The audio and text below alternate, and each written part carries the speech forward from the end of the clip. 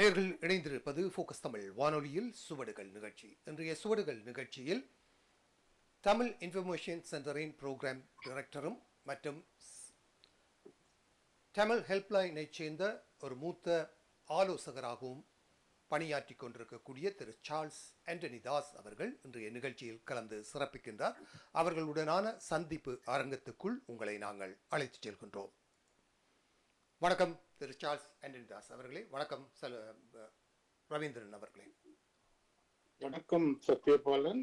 வணக்கம் சார்ல்ஸ். நீங்கள் இணைந்து கொள்வதற்கு மிக மகிழ்ச்சி, நன்றி. எனக்கு தெரியும் உங்களுக்கு என்று ஒரு மரண சடங்குக்கு போக வேண்டிய ஒரு கடமை இருக்கின்றது.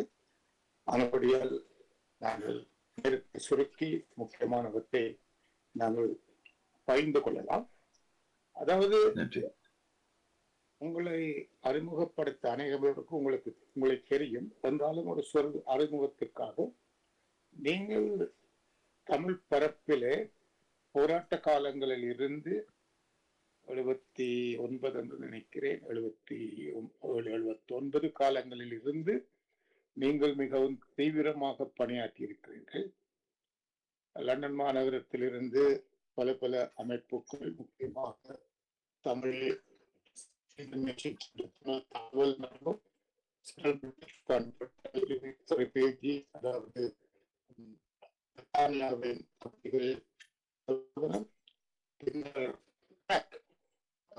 தமிழ் அகதிகளுக்காக பணியாற்றிய ஒரு பின்னர் தமிழ் தமிழ் இன்ஃபர்மேஷன் சென்டர்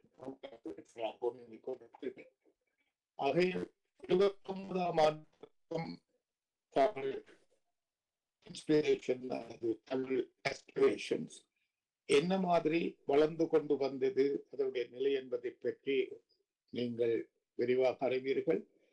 அதே சமயத்தில் அது நாடுகளின் அடிப்படையில் என்பது பற்றி அறிவீர்கள். அதே சமயத்தில் ஒரு வளர்ச்சியும் முயற்சியும் வரும் பொழுது எங்களுடைய சாலை சிந்தனைகள் செயற்பட்டு அறகலைய காலத்தில் பலருடன் தொடர்புகள் வைத்து அவர்கள் ஊடாகவும் மனித உரிமைகள், மரபுகள் போன்றவற்றில் ஈடுபட்டிருக்கின்றீர்கள். ஐக்கிய நாடுகள் சபையில் போர்க்குற்றம் சம்பந்தமாக சாட்சிகள் சேர்ப்பதற்காக நீங்கள் மிகவும் பணியாற்றியிருக்கிறீர்கள். ஆனால் ஓரளவு தற்சமயத்தில் இருக்கிற தமிழரசு கட்சியின் உட்கட்சி பிரச்சனைகளை நீங்கள் அப்போது நீங்கள் இயங்குகின்ற பரப்பு சர்வதேசத்துக்கு ஓரளவுக்கு நம்பிக்கை கூடிய தரப்பாக இருக்க வேண்டும். நாங்கள் அவற்றை கொஞ்சம் குறைத்து ஓரளவுக்கு உங்களுடன் உரையாட விரும்புவது தமிழ் மக்களின் அபிலாஷைகளின் தற்போதைய நிலைமை, நாடு அச்சட்டத்தை வெளியுறவு எந்த ஒரு நிலையில் வைத்து நாங்கள் இவற்றுடன் ஊசாடி கொண்டிருக்கின்றோம் என்பதுதான் முக்கியம். ஒரு கேள்வியை நான் முன்னாடி வைக்கிறேன். என்பிபி அரசாங்கம் வந்து 100 நாட்களுக்கு மேலாகிவிட்டது. அவர்கள் தங்களுடைய பிரச்சார காலங்களில் பேசியதை முன்னமாக அறநிலைய காலத்தில் பேசியவையும் இப்பொழுது அரசாங்கம் அமைத்த பின் அதிகாரத்தில் இருந்து பேசுவதும் நம்பிக்கை தரக்கூடியதாக, நம்பிக்கை தரக்கூடியதாக இருக்கின்றது.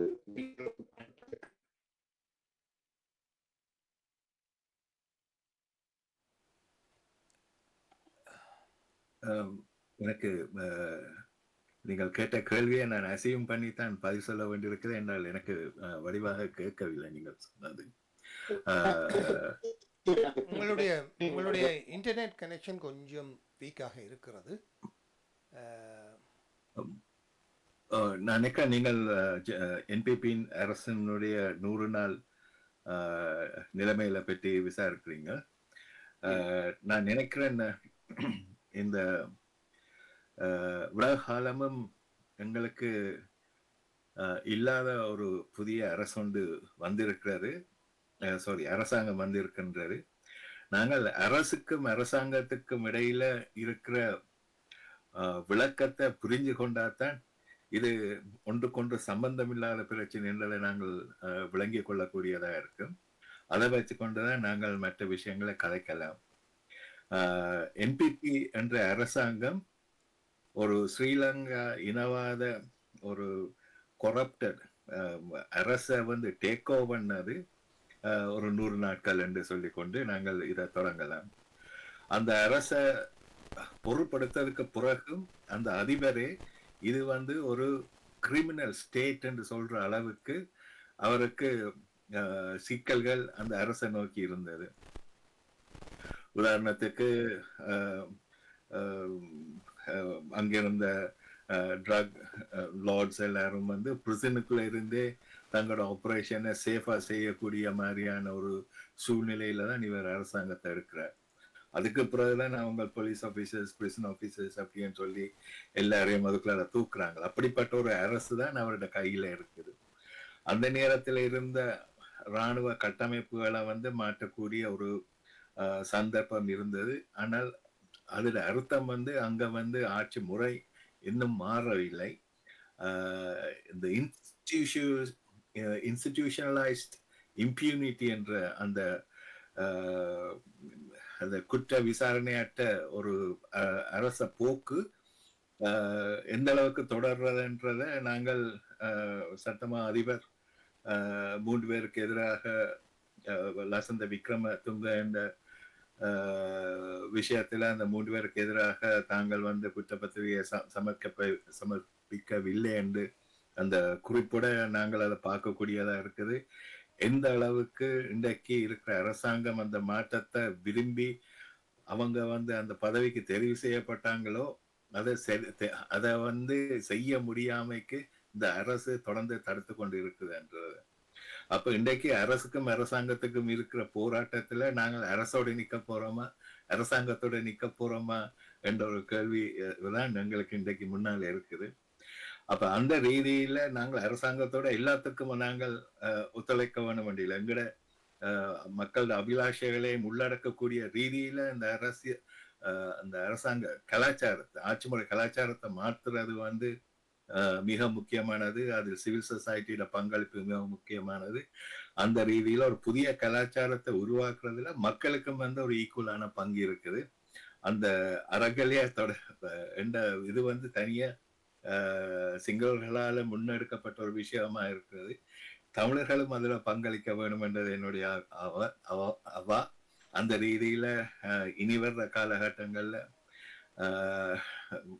தமிழருக்கு தேவையான தமிழருடைய அபிலாஷையில தமிழர்கள் அதை கலைக்கக்கூடிய ரீதியில இருக்க வேணும்.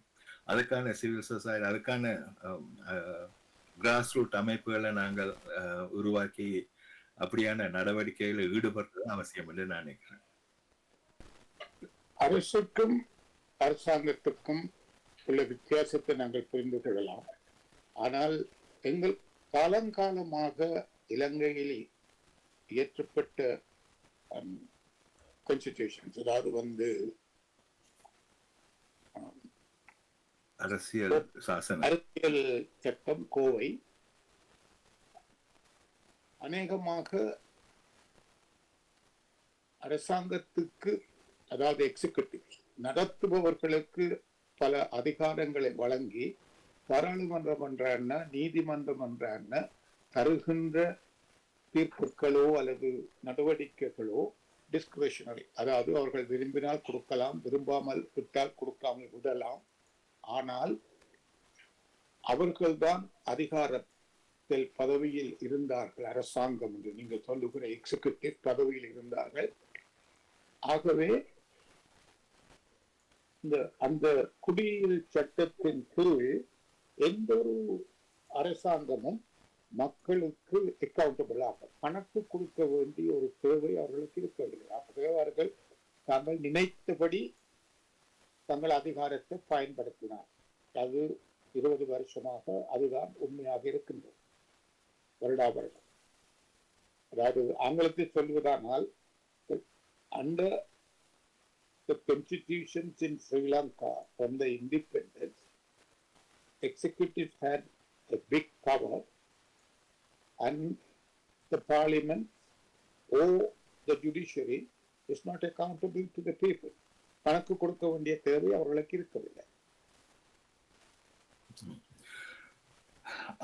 அந்த நான் நினைக்கிறேன் இப்ப நேற்று கார்டினல் ரஞ்சித் சொன்ன விதத்துல என்ன மாதிரியான ஒரு அரசியல் சாசனத்தை இவர்கள் 78ஆம் ஆண்டு கொண்டு வந்தார்கள் என்றதும், அதை தொடர்ந்து வந்த அரசியல் கலாச்சாரம், ஜேஆர் சொன்ன அந்த மமதை, எனக்கு சட்டத்திலும் படி நான் எதையும் சாதிக்க முடியும், ஆணிலிருந்து பெண்ணாவோ பெண்ணிலிருந்து ஆனா என்ற அவரோட கான்செப்டின் படி, அதை தவிர தன்னால எல்லாம் சாதிக்க முடியும் என்று ஒரு அரச அவங்க வந்து ஸ்தாபிக்கிறாங்க. அந்த அரசின் தொடர்ச்சி அது வந்து அதை விட மோசமாக மஹிந்த ராஜபக்ஷ பாவிச்சதும் நாங்கள் இத கண்கூடாக பார்த்த ஒரு விஷயம். இதன் தொடர்ச்சி தான், இந்த அரசின் தொடர்ச்சி தான் முள்ளிவாய்க்கால இருந்தால் என்ன, எங்களுக்கு நடந்த 160க்கும் மேற்பட்ட படுகொலைகள் ஆக இருந்தால் என்ன, இதுகள் எல்லாம் வந்து அதன் தொடர்ச்சியாகத்தான் இட்டவரையில எந்த ஒரு தமிழ் அழிவுக்கும் ஒருவரை கூட கோர்ட்டுக்கு கொண்டு வந்து சார்ஜ் பண்ண முடியாத ஒரு அரசு தான், ஒரு நீதித்துறை தான் எங்கள்கிட்ட இருக்குதுன்றதையும் வந்து நாங்கள் புரிஞ்சு கொண்டு பார்க்க போறோம் என்று சொன்னார். இந்த இதே அடாவடித்தன போக்கு வந்து தொடர்ந்து கொண்டு இருக்குது. அப்ப இது வந்து தனிய லசந்தா விக்ரமதுங்க பிரச்சனையில தொடங்கல. ஆனா நான் நினைக்கிறேன் ஜேர்னலிசம் வந்து அதுக்கு கொடுக்குற இம்பார்ட்டன்ஸ், லசந்தாக்கு கொடுக்குற இம்பார்ட்டன்ஸ், இப்ப ஜோசப் ராஜசிங்கத்துக்கோ ரவிராஜுக்கோ ஒரு தனிநபர்கள் என்று பார்த்தாலோ, அல்லது படுகொலைகள் என்று மக்களோட படுகொலையில பார்த்தாலோ, அல்லது எல்லாத்துக்கும் அடிப்படையா இருந்த 1983 ரைட்ஸ்ல நடந்த விஷயங்களை எடுத்து பார்த்தாலோ, அது முடிஞ்ச முள்ளிவாய்க்கால் விஷயங்களை பார்த்தாலோ, இட்டவரையில ஒருவரையும் வந்து கணக்குல எடுக்காம போய்கொண்டிருக்கிற வெளிப்பாடு வந்து தனியா நாங்கள் லசந்த விக்ரமசிங்க என்ற பிரச்சனைக்குள்ள சுருக்கி விட முடியாது. அது வந்து அடிப்படையாக மல்கம் ரஞ்சித் அவர்கள் குறிப்பிட்டபடி அந்த கான்ஸ்டிடியூஷன்ல இருந்து அந்த மாற்றத்தை கொண்டு வர வேண்டிய தேவை இருக்குது. எங்களுக்கான ஒரு புதிய நீதித்துறையை நாங்கள் வந்து உருவாக்க வேண்டிய தேவை இருக்குது. அந்த நீதித்துறை வந்து நாங்கள் ஒரு அட்டர்னி ஜெனரல்கிட்ட கொடுக்க முடியாத, அல்லாட்டி நாங்கள் வந்து அதை என்ன மாதிரி மக்கள் மயப்படுத்துறது, அந்த நீதித்துறையை என்ன மாதிரி மானிட்டர் பண்றது, அதுக்குள்ள வந்து சர்வதேச கண்காணிப்பு கூட அதுக்குள்ள தேவை என்றால் நாங்கள் அதை கொண்டு வர வேண்டிய தேவைகளும் அதுக்குள்ள இருக்குது. அப்ப இந்த அடிப்படையில வந்து இந்த மாற்றம்ன்றது வந்து இந்த சிஸ்டம் சேஞ்சுக்கான ஒரு வேலை திட்டத்தில் இன்றைக்கு உருவான அரசு, அது தனியா அரசியல் சாசனத்துக்குள்ள மாற்றம் இருந்து அந்த வேலை திட்டங்களை மாற்ற முடியாது. அடிப்படை மாற்றங்களுக்கு இந்த அரசு முன்வர வேணும். இன்றைக்கு ஒரு புதிய அரசியல் சாசனத்தை உருவாக்குறதுக்கான தேவையும் வந்திருக்குது. அதை வந்து நாங்கள் மீண்டும் கொண்டு போய் ப்ரொவின்சியல் கவுன்சிலுக்குள்ள மாற்றம் வச்சிருக்க முடியாது. ஆனால் அதன் தொடர்ச்சியாக அதை அவர்கள் தருவோம், அது தமிழ் மக்களுக்கு சொந்தமானது, தமிழ் மக்கள் போராடி பெற்றது என்று சொல்றபடியா அதை நாங்கள் எடுக்கிறது மாத்திரமல்ல, இனி வர்ற கான்ஸ்டிடியூஷன்ல 30th அமெண்ட்மெண்ட் என்ற ஒரு அமெண்ட்மெண்ட்ஸும் இருக்காது, 30th அமெண்ட்மெண்ட்டும் இருக்காது, 6th அமெண்ட்மெண்ட்டும் இருக்காது, ஒரு அமெண்ட்மெண்ட்டும் இருக்காது. அப்ப தமிழருக்கான பாதுகாப்பை நாங்கள் வந்து கான்ஸ்டிடியூஷனுக்கு எடுக்க போறோம்னா தமிழரோட பங்களிப்பு அதுல வந்து மிக முக்கியமானது. அதுக்கான சக்திகளோட நாங்கள் வேலை செய்யணும். நாங்கள் வந்து 12% ஓட்டுகளை வச்சுக்கொண்டு மலைய மக்களோட தொடர்பு இல்லாம, முஸ்லிம்ஸோட தொடர்பு இல்லாம நாங்கள் இந்த வேலை திட்டத்தை நடத்த முடியாது. அதை விட முக்கியமாக தமிழருக்கு, தமிழ் மக்களுக்கும், நீதிக்கும், ஜனநாயகத்துக்கும் சார்பாக இருக்கிற தென்பகுதியில் இருக்கிற சிவில் சமுதாயங்களோட நாங்கள் இணைஞ்சு வேலையை முன்னெடுக்க வேண்டிய தேவை இருக்குது. அப்ப தமிழருக்கு வந்து நாங்கள் அரசாங்கம் தான் எல்லாம் செய்ய வேண்டும் என்று எதிர்பார்க்கிறத விட தமிழர் அந்த மாற்றங்களை உருவாக்குறதுக்கு என்ன செய்ய வேண்டும் என்ற கேள்வி கேட்கிற நாள் இது. இந்த ரீதியில நாங்கள் இந்த விஷயங்களை மக்கள்கிட்ட கொண்டு போறது இந்த சந்தர்ப்பம் வந்து ஒரு சாதகமா அமையக்கூடிய சந்தர்ப்பமா அமையும் என்று நான் நினைக்கிறேன்.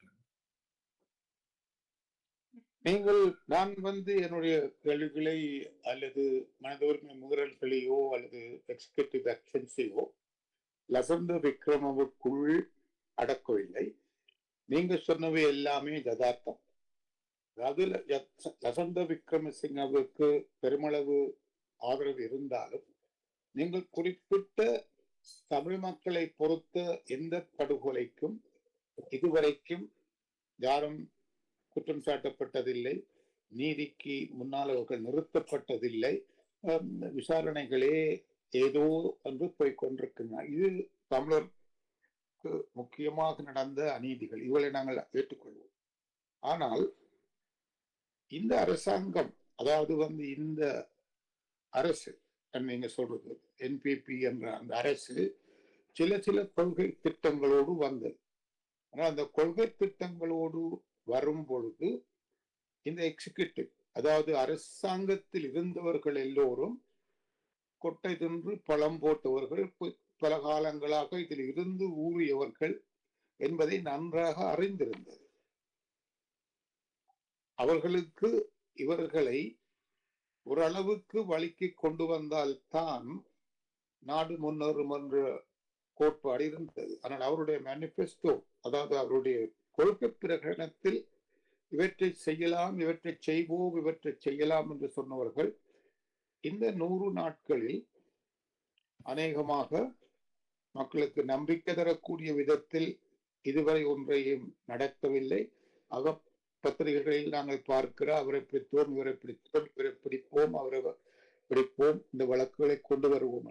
அந்த அடிப்படையில் தான் இப்பொழுது லசந்த விக்ரமனுடைய வழக்கை பொறுத்தளவில் 3 பேர் குற்றவாளிகளாக கருதப்பட்டவர்கள் விடுவிக்கப்பட்டிருக்கிறார்கள். ஆனால் இதுவரை காலம் இயங்கிய சட்ட நியதிகளின்படி ஒருவரை குற்றம் சாட்ட வேண்டும் என்றால் அதற்கு போதிய அளவு சாட்சியங்கள் இருக்க வேண்டும். அதை கோர்ட்டுக்கு கொண்டு போவதற்கு அந்த சாட்சியங்கள் சேமிக்கப்பட வேண்டும். அந்த சாட்சியங்கள் சேமிக்கப்பட்டு தரப்பட்டால்தான் அவர் இந்த ஒரு வழக்கை முன்னேற்ற முடியும் என்று பார்க்க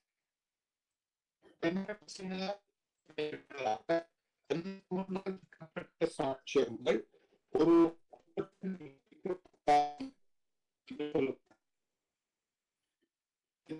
சட்டத்தை அரசியல்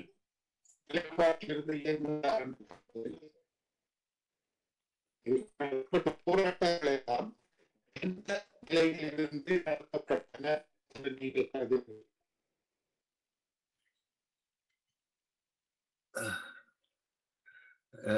திரும்ப எனக்கு சத்யா உங்களுக்கு அது கேட்டுத இல்லை, அவருடைய இணைப்புகளில் இருக்கக்கூடிய ஃபெயிண்ட் எனக்கும் அவர் பேசியது கேள்வி விளங்கவில்லை. ரவியண்ணா, உங்கள் இணைப்பை கொஞ்சம் என்னுடைய இணைப்பு இல்லை, நீங்கள் பேசுவது நமக்கு தொடர்ச்சியாக வரவில்லை. உங்கள் இன்டர்நெட் கனெக்ஷன் வீக்காக இருப்பது போல எனக்கு தெரிகிறது.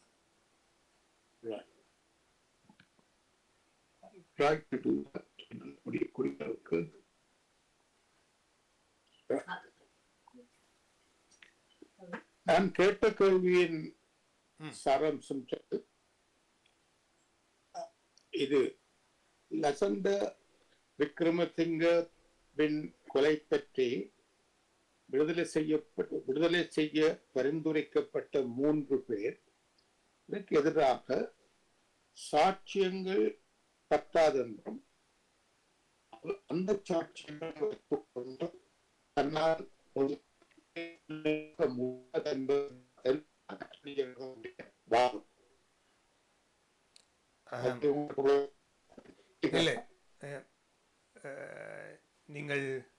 நீங்கள் கேட்க விரும்புவது லசந்த விக்ரமசிங்க அவர்களுக்கு எதிரான இந்த விடுதலை செய்யப்பட்டவர்களுக்கு எதிராக முன்வைக்கப்பட்ட சாட்சியங்கள் போதாது என்று சட்டமா அதிபர் அந்த வழக்கை வாபஸ் பெற்றிருப்பது என்பது என்ற வகையில் விளங்குகிறது. அதுக்கு பின்னர் தொடருங்கள். ஆமாம். ஆனால் உங்களுக்கு தெரியும், இலங்கையில் இருக்கின்ற சட்டத்தை குற்றவியல் சட்டத்தின் கீழும் நீதித்துறையின் அமைப்பின் பிரகாரமும் அந்த சாட்சியங்களை வைத்துக் கொண்டுதான் ஒரு அட்டர்னி ஜெனரல் வழக்கை தான் நடத்த முடியுமா நடத்த முடியாதா என்று தீர்ப்பு எடுக்க வேண்டும். இதுதான் இருந்த சட்டம். அதுபடியால் தன்னுடைய கையில் சேகரிக்கப்பட்ட ஆவணங்கள் அல்லது எவிடன்ஸ் பத்தாது என்று ஒரு அட்டர்னி ஜெனரல் பரிந்துரைத்தால் அந்த அட்டர்னி ஜெனரல் அரசியலாக இயங்குகிறார் என்று நீங்கள் நினைக்கிறீர்களா, அல்லது சட்ட ரீதியாக பலமற்ற நிறையில் இயங்குகிறார் என்று இந்த போராட்டங்கள் நடக்கின்றன? என்று சொன்னால், நாங்கள் யாரோ ஒருவரை குற்றவாளியாக பாய்த்து கொண்டு அவரை கட்டாயம் கழுவில் ஏற்ற வேண்டும் என்ற ஒரு சட்டம், பொது எண்ணத்தில் கழுவில் ஏற்றலாம் என்ற ஒரு சட்டம் இலங்கையில் இல்லை. இதுவரை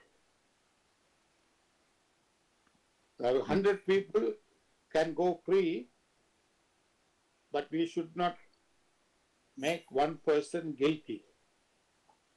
இதுதான் நீதித்துறையோ அல்லது அட்டர்னி ஜெனரலோ தீர்மானிக்க வேண்டிய ஒரு விஷயம். இது அரசியலா அல்லது போனா நாங்கள் அதிருப்தியில் இந்த போராட்டங்களை நடத்துகிறோம்.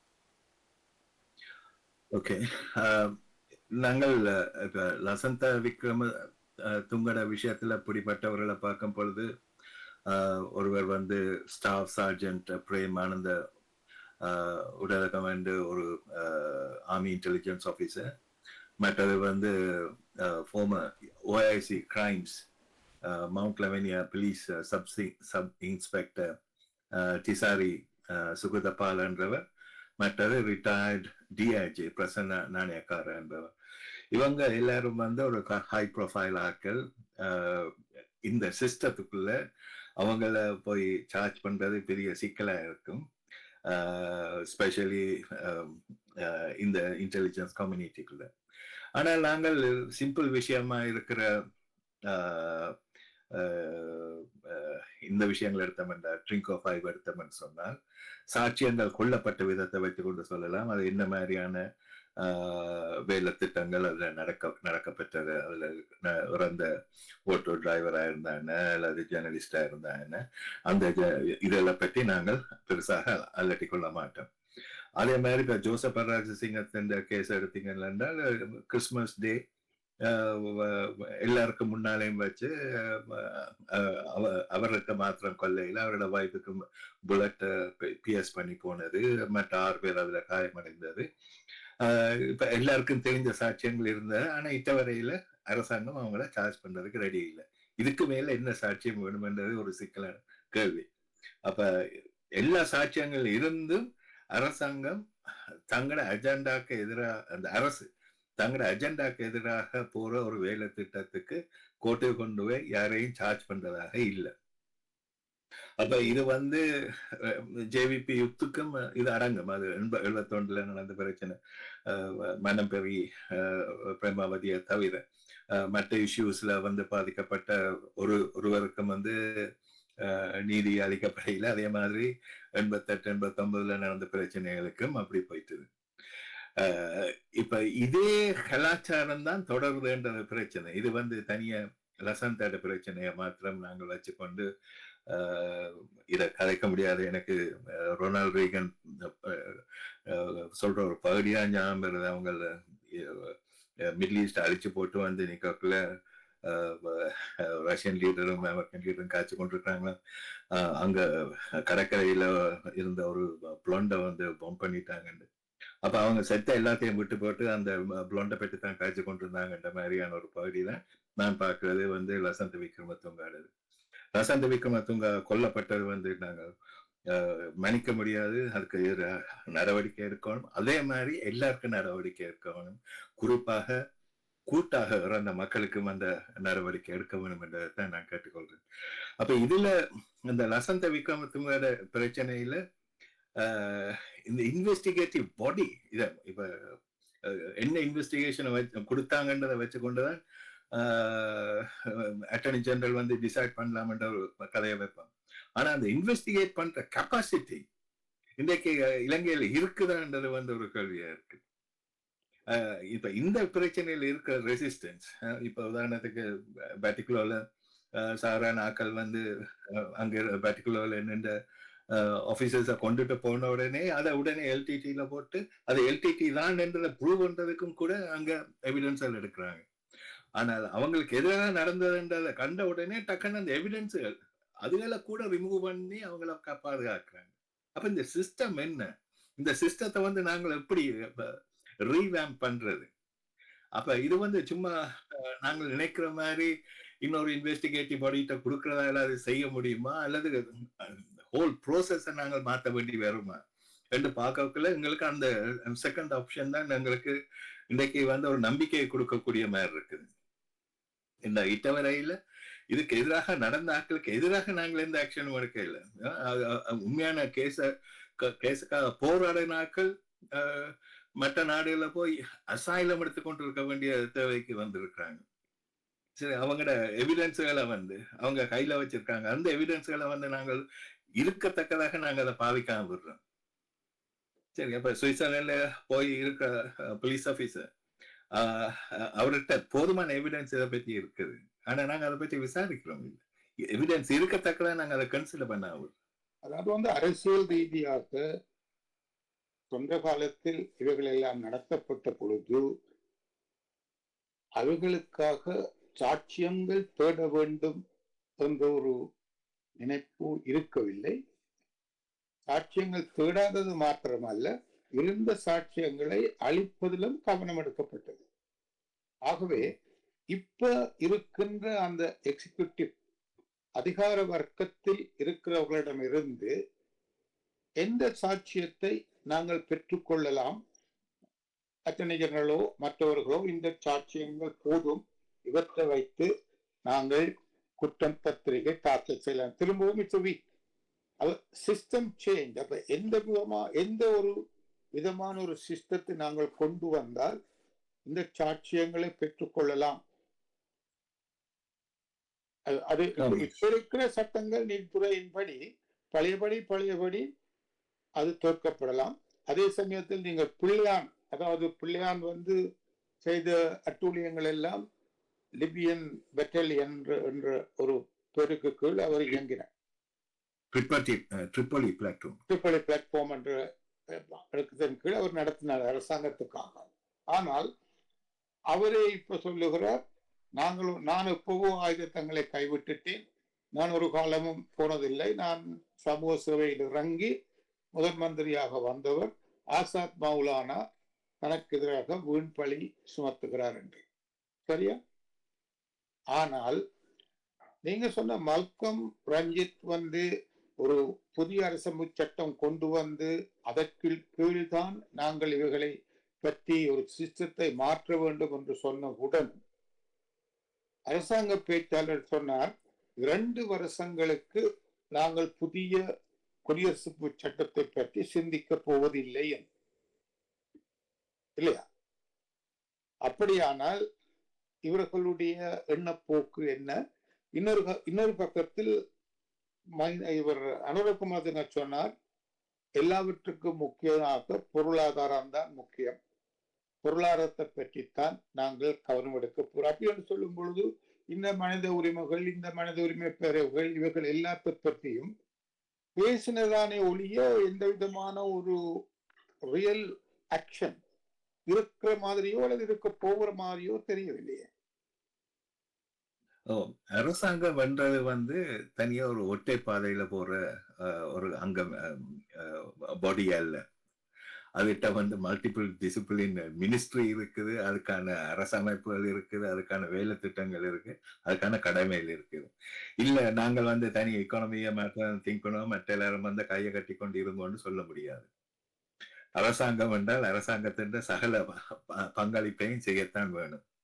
ஆனால் இவர்களுக்கு பாலிசி என்ற ரீதியில தனியா எக்கானமிக்கலா தான் அவைகள் திங்க் பண்ற ஒரு ஐடியாலஜிக்கல் இஷ்யூ ஒன்று இருக்குது. அந்த ஐடியாலஜி என்பிபி அரசாங்கத்திட்ட, என்பிபி அரசாங்கம் என்று நான் சொல்லும் பொழுது ஜேவிபி தவிர்ந்த மற்றவர்களையும் சேர்த்து சொல்றேன். அந்த வேலை திட்டங்கள்ல முன்னுக்கு எடுக்க வேண்டிய கடமைப்பாடு அவைகள்ட்ட இருக்குது. அதை நாங்கள் இன்சிஸ்ட் பண்றது அவசியம். மற்றது அவங்களோட பாலிசி டிசிஷன் வந்து ஐடியாலஜிக்கல் பொசிஷன் எங்கேயும் இருக்கலாம். ஆனா அரசாங்கம் என்று வந்ததுக்கு பிறகு அவங்க வந்து எல்லா கடமைகளையும் செய்ய வேண்டிய அவசியம் இருக்குது. ஐடியாலஜியை கொண்டு போய் அரசாங்கத்துல புகுத்த முடியாது. ஆனால் அந்த ஐடியாலஜியின் பிரச்சனை காரணமாக என்பிபியின் இன்டெலெக்சுவல்ஸ், அதாவது முகமாக நின்றவர்களுக்கும் ஜேவிபிக்கும் இடையில் பிரச்சனைகள் உருவாகி தற்சமயத்துக்கு ஜேவிபியில் பலம் வாய்ந்த மந்திரிகளினால் சில என்பிபியால் நியமிக்கப்பட்ட சில அதிகாரிகள் தங்களால் வேலை செய்வது கஷ்டம் என்று சொல்லி விலத்தி போறதில் இந்த ஐடியாலஜிக்கல் இஷ்யூவில் தான் அவர்கள் குழப்பம் இருக்கிறது என்ற ஒரு கருத்தும் உருவாகி கொண்டு வருகிறது. இப்ப இதுவரையில் என்பிபி அரசாங்கத்தின் இன்டெலெக்சுவல் சைடால் நியமிக்கப்பட்ட 5 அதிகாரிகள் ஏவிபி மினிஸ்டர்ஸினால் தங்களுக்கு வேலை செய்வது கஷ்டம் என்று சொல்லி தங்கள் ராஜினாமாக்களை கொடுத்திருக்கிறார். இப்படியானால் அதாவது அரசுக்கு, நான் அரசையும் அரசாங்கத்தை வித்தியாசம், அரசுக்கு இடையில் ஜேபிபிக்கும் என்பிபி இன்டெலெக்சுவல் அந்த குழுக்களுக்கும் அதிகார போட்டி இருந்து ஜேவிபி தன்னுடைய ஐடியாலஜியை நிலைநாட்டுவதற்காக தண்டிக்கிறது.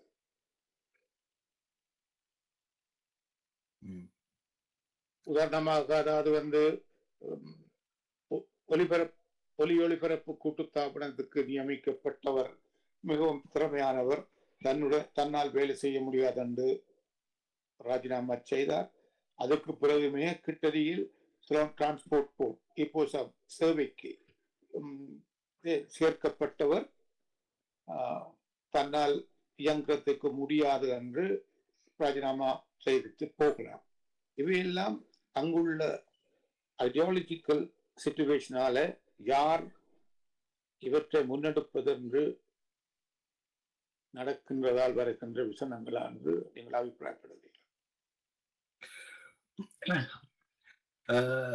ஓகே, இப்ப நான் நினைக்கிறேன் அது உண்மையான ஒரு அந்த விலட்டி போனவர்களுடைய எண்ண கற்களை பார்க்கும் பொழுது அவர்கள் சரியாக நடந்து கொண்டார்கள் என்றுதான் ஊகிக்க வேண்டியிருக்கிறது. ஏனென்றால் இந்த நிகால் விக்ரம ஜெயவிக்ரம என்றவர் 1972 இதே கருத்துக்களை முன்னுக்கு வச்சிருந்தார். அவர் வந்து permanent secretary for ministry of justice. ஆனால் அந்த 1972 கான்ஸ்டிடியூஷனை கொண்டு வர்றதுக்கும் அவர் வந்து ஒரு முக்கியமாக இருந்தார். அவருடைய கருத்துகளின்படி அந்த தமிழர்களுக்கான இடத்தை இவங்க எஸ்எல்எஃபி அரசாங்கம் வந்து இந்த யுனைடெட் ஃப்ரண்ட் கவர்மெண்ட் வந்து கொடுக்காம விட்டதும் தமிழர் என்னன்னு சொல்றது உரிமையில பாதுகாத்த செக்ஷன் 29 ஆஃப் த 1946 கான்ஸ்டிடியூஷனை ரிமூவ் பண்ண விதங்களும், மற்றது அவங்களுக்கு தேவையான இடத்தை கொடுக்காதால அவங்கள விலகி போக பேச்சுவார்த்தை நேரத்திலேயே அவங்கள விலகி போக செய்த விதங்களும், மற்றது தமிழருக்கான உரிமையில மறுத்த விதங்கள் எல்லாத்தையும் வந்து அவர் குறிப்பிட்டு காட்டுறது. அதே சிச்சுவேஷன்ல அந்த நேரத்தில் இருந்த அதே ஆட்டிடியூட் தான் இன்றைக்கும் அந்த அரசாங்கத்துக்கு இருக்குது. சரி, அப்ப அந்த பொலிசி என்றது வந்து தனிய சிங்களவருடைய பொலிசியால மாத்திரம் வச்சு உள்வாங்காம இப்ப பிரசிடென்ட் வந்து எல்லாருக்குமான ஒரு அரசாங்கத்தை முன்வைக்கிற அந்த போக்கொண்டு இன்றைக்கு பிரசிடென்ட் பார்க்கக்கூடியதா இருக்குது. அதை நாங்க வந்து சப்போர்ட் பண்றத மாத்திரம் இல்லாம கண்மூடித்தனமா சப்போர்ட் பண்ணாம அதுக்கான அபிலாஷையில தமிழருடைய அபிலாஷைகள் மற்ற மக்களுடைய அபிலாஷைகள் ஈவன் சிங்களவருடைய அபிலாஷையில கூட உள்வாங்கி நாங்கள் வந்து இந்த வேலை திட்டத்தை முன்னுக்கு எடுக்கிறதுக்கு பொறுப்பெடுக்க வேண்டும். அந்த அப்படியான ஒரு சூழ்நிலையில தான் இந்த மாற்றத்தை கொண்டு வரலாம். இன்றைக்கு இருக்கிற மாற்றத்துக்கு நாங்கள் தனி ஆக்களா இல்லை என்ற வந்து ஒருக்கா உணர்ந்தோம் என்று சொன்னார். எங்கள்கிட்ட சிங்கள மக்கள்கிட்ட ஒரு குறிப்பிட்ட சாரர்கிட்ட இருந்து அந்த ஆதரவு இருக்குது, அரசாங்கத்துக்குள்ள அப்படியான ஆதரவுகள் இருக்குது, ஈவன் பிரசிடென்ட் ஆபீஸ்ல கூட அதுக்கான ஆதரவுகள் இருக்குது. இதுகள் எல்லாத்தையும் வந்து நாங்கள் சேர்த்து கொண்டுதான் நாங்கள் முன்னுக்கு போவோம். அப்ப இன்றைக்கு பிடிஏ பற்றி அவங்க கதைக்கிற கதையில வந்து நாங்கள் வந்து கவுண்டர் பண்ண வேணும். இன்றைக்கு உருவாக்க போற அரசாங்கத்தின் விஷயத்தை வந்து நாங்க கான்ஸ்டிடியூஷன் வரையும் பார்த்து கொண்டிருக்க வேண்டிய அவசியம் கூட இல்லை. கன விஷயங்களை வந்து கான்ஸ்டிடியூஷன் மாற்றத்துக்கு முதலே நாங்கள் ஆரம்பிக்கலாம். இந்த சேஞ்சஸ் எல்லாம் வந்து ஒருமிக்கத்தான் வர வேணும் வேண்டிய அந்த மாற்றங்கள் வந்து இப்பவே அதை தொடங்கலாம். அப்படியான ஒரு டெமோக்ரட்டைசேஷன் ஸ்ட்ரகிள் என்றது வந்து நாங்க வந்து கொண்டு போறது அவசியம். நாங்கள் எல்லாம் வந்து அரசாங்கம் தரும், அரசாங்கம் சொல்றதான் நாங்கள் கேட்போம் என்ற ஒரு நிலையிலே இருக்கக்கூடாது. அந்த என்கேஜ்மெண்ட், அந்த அந்த கன்வர்சேஷன் அது வந்து ப்ரொட்டஸ்டா நடக்கலாம், நெகோசியேஷன் நடக்கலாம், மீட்டிங்ஸா நடக்கலாம், எந்த விதத்திலே நடக்கலாம். ஆனா அந்த நெகோசியேஷன் நடக்க வேண்டும். நீங்கள் நிகழ்ச்சி பற்றியும் 72ஆம் ஆண்டு கான்ஸ்டிடியூஷனில் நடந்தவற்றை பற்றியும் சொன்னீர்கள். என்னை பொறுத்தளவு நீங்கள் அந்த பரப்பிலிருந்து இயங்கியவர். ஆகவே நான் உங்களுடைய அறிவையும் அனுபவங்களையும் கணக்கெடுக்கிறேன். ஆனால் என்னுடைய அனுபவத்தில் இன்றைக்கும் கூட தமிழ் அரசியல் கட்சிகள் 72ஆம் ஆண்டு எடுத்த ஒரு நிலைப்பாட்டைத்தான் எடுக்கிறார்கள். ஆகவே எப்படி என்று சொன்னால், விளக்கத்துக்கு சொல்வதானால் 72ஆம் ஆண்டு குடியரசு சட்டம் ஆக்கப்படுகின்ற பொழுது தமிழரசு கட்சியினர் கூறினார்கள், அப்பொழுது அமிர்தலிங்கம், சிவசிதம்பரம் போன்ற ஆளுமையான தலைவர்கள் இருந்தார்கள். அவர்கள் எல்லோரும் சொன்னார்கள், அரசியல் யாப்பு பெறுதல், அதாவது வந்து தமிழ் சொல்லு சமஷ்டி முறையிலானதாக அமையாவிட்டால் தாங்கள் அந்த சபையை பகிஷ்கரிப்போம் என்று அவர்கள் அதை பகிஷ்கரித்தார்கள். அவர்கள் பகிஷ்கரித்த பிறகு அவர்களுடைய பேச்சுவார்த்தைகள் நடத்தி, கொல்விநாடி சில்வா, பீட்டர் கனபன் போன்றவர்கள் பேச்சுவார்த்தைகள் நடத்தி, நீங்கள் முதலாவது இங்கு வாருங்கோ, இங்கு வந்த பிறகு நாங்கள் எந்த முறையில் தமிழ் மக்களின் அபிலாஷைகளை உள்ளடக்குவது என்பதை பேசுவோம் என்று சொல்லியிருந்தார். அதாவது கொல்விநாடி சில்வா தான் அதுக்கு பொறுப்பாக இருந்தார். எல்எல்எஸ்பி, சிபி போன்ற ஆதரவு களங்கள் எல்லாம் நீங்கள் வாருங்கோ, நாங்கள் பேசலாம் என்று சொல்லியிருந்தார். அதன் பிறகு தமிழரசு கட்சி கூட்டு தீர்மானம் ஒன்றை எடுத்தார்கள். நாங்கள் பங்கு பெற்றுவோம். நாங்கள் அங்கு பங்கு பெற்றும் பொழுது நாங்கள் சில தீர்மானங்களை வைப்போம். அந்த தீர்மானங்கள் வைக்கப்பட்டால் அவர்கள் ஏற்றுக்கொள்ளால் நாங்கள் தொடர்ந்து பணியாற்றுவோம் என்று. இதை தர்மலிங்கம், கதிரவேற்பிள்ளை போன்றவர்கள் எல்லோரும் சேர்ந்துதான் சென்றார்கள். அங்கு அதாவது பகிஷ்கரித்தவர்கள் பின்னர் பங்கு பற்றினார்கள். பங்கு பெற்றும் பொழுது அவர்கள் சொன்னார்கள், நாங்கள் வைக்கிற தீர்மானங்களை நீங்கள் ஏற்றுக்கொண்டால் நாங்கள் தொடர்ந்து பங்கு பெற்றுவோம். அங்கு அவர்கள் வைத்த தீர்மானம் சமஷ்டி முறையிலான அரசுதான் அமைய வேண்டும், அடுத்தது தமிழ் மொழிக்கு முக்கியத்துவம் தர வேண்டும் என்று சில தீர்மானங்களை, அதாவது வந்து அவர்களுடைய அரசியல் கொள்கையால், அதாவது வந்து அவர்களுடைய அரசியல் கட்சியின் கொள்கைகளை அப்படியே வைத்தார்கள். இவை ஒவ்வொன்றாக அந்த கவுன்சிலினால் நிராகரிக்கப்பட்டது என்றால் அவருடைய பெரும்பான்மை இருந்தது. அப்படி பெரும்பான்மை இருந்து அவர்கள் நிராகரிக்கப்பட்டவுடன் இவர்கள் வெளியேறினார்கள். 72ஆம் ஆண்டு சட்டம் ஆகவே பெரும்பான்மை மக்கள் நினைத்தபடியே வந்தது. இதை நான் ஏன் இப்ப சொல்லுகிறேன் என்று சொன்னால், தற்சமய ஜேவிபி அரசாங்கம் வந்து சொல்லுகின்ற பொழுதும் கஜேந்திரகுமாருக்கும் சிவஞானத்துக்கும் இடையில் ஏற்பட்ட சந்திப்பில் நல்லாட்சி காலத்தில் வைக்கப்பட்ட திட்ட அடிப்படையிலான சம கட்டமைப்பை ஏற்றுக்கொள்ள முடியுமா? கஜேந்திரகுமார் அதை முற்றாக நிராகரிக்கிறார். சிவஞானம் சொல்லுகிறார், இதை தமிழரசு கட்சி எப்பவோ நிராகரித்து விட்டது, ஆகவே அதை நாங்கள் ஏற்றுக்கொள்ளப் போவதில்லை. கட்சியின் கொள்கை ஸ்ரீதரனை பொறுத்தளவில் சமஷ்டி, விக்னேஸ்வரன் பொன்னம்பலத்தை பொறுத்தளவில் அது இரண்டு தேசங்கள் ஒரு நாடு. அப்படியானால் எந்த ஒரு அடிப்படையில் நீங்கள் சொல்லுகிற மாதிரி நாங்கள் இந்த பேச்சுவார்த்தைகளை மேற்கொண்டு போவது, தமிழ் மக்கள் தங்களுடைய நன்மைக்காக எந்த ஒரு அடிப்படையில் நாங்கள் போவது? நல்ல உங்களுடைய அனுபவத்துல அல்லது உங்களுடைய அறிவில நீங்க சொல்லுங்க. இப்ப இந்த ஃபெடரலிசம் என்ற இஷ்யூவை வந்து தமிழர்கள் கேட்க முதல் தமிழர்கள்ட்ட ஃபெடரல் சொல்யூஷனை கொண்டு வந்தது பண்டாரநாயக்கா.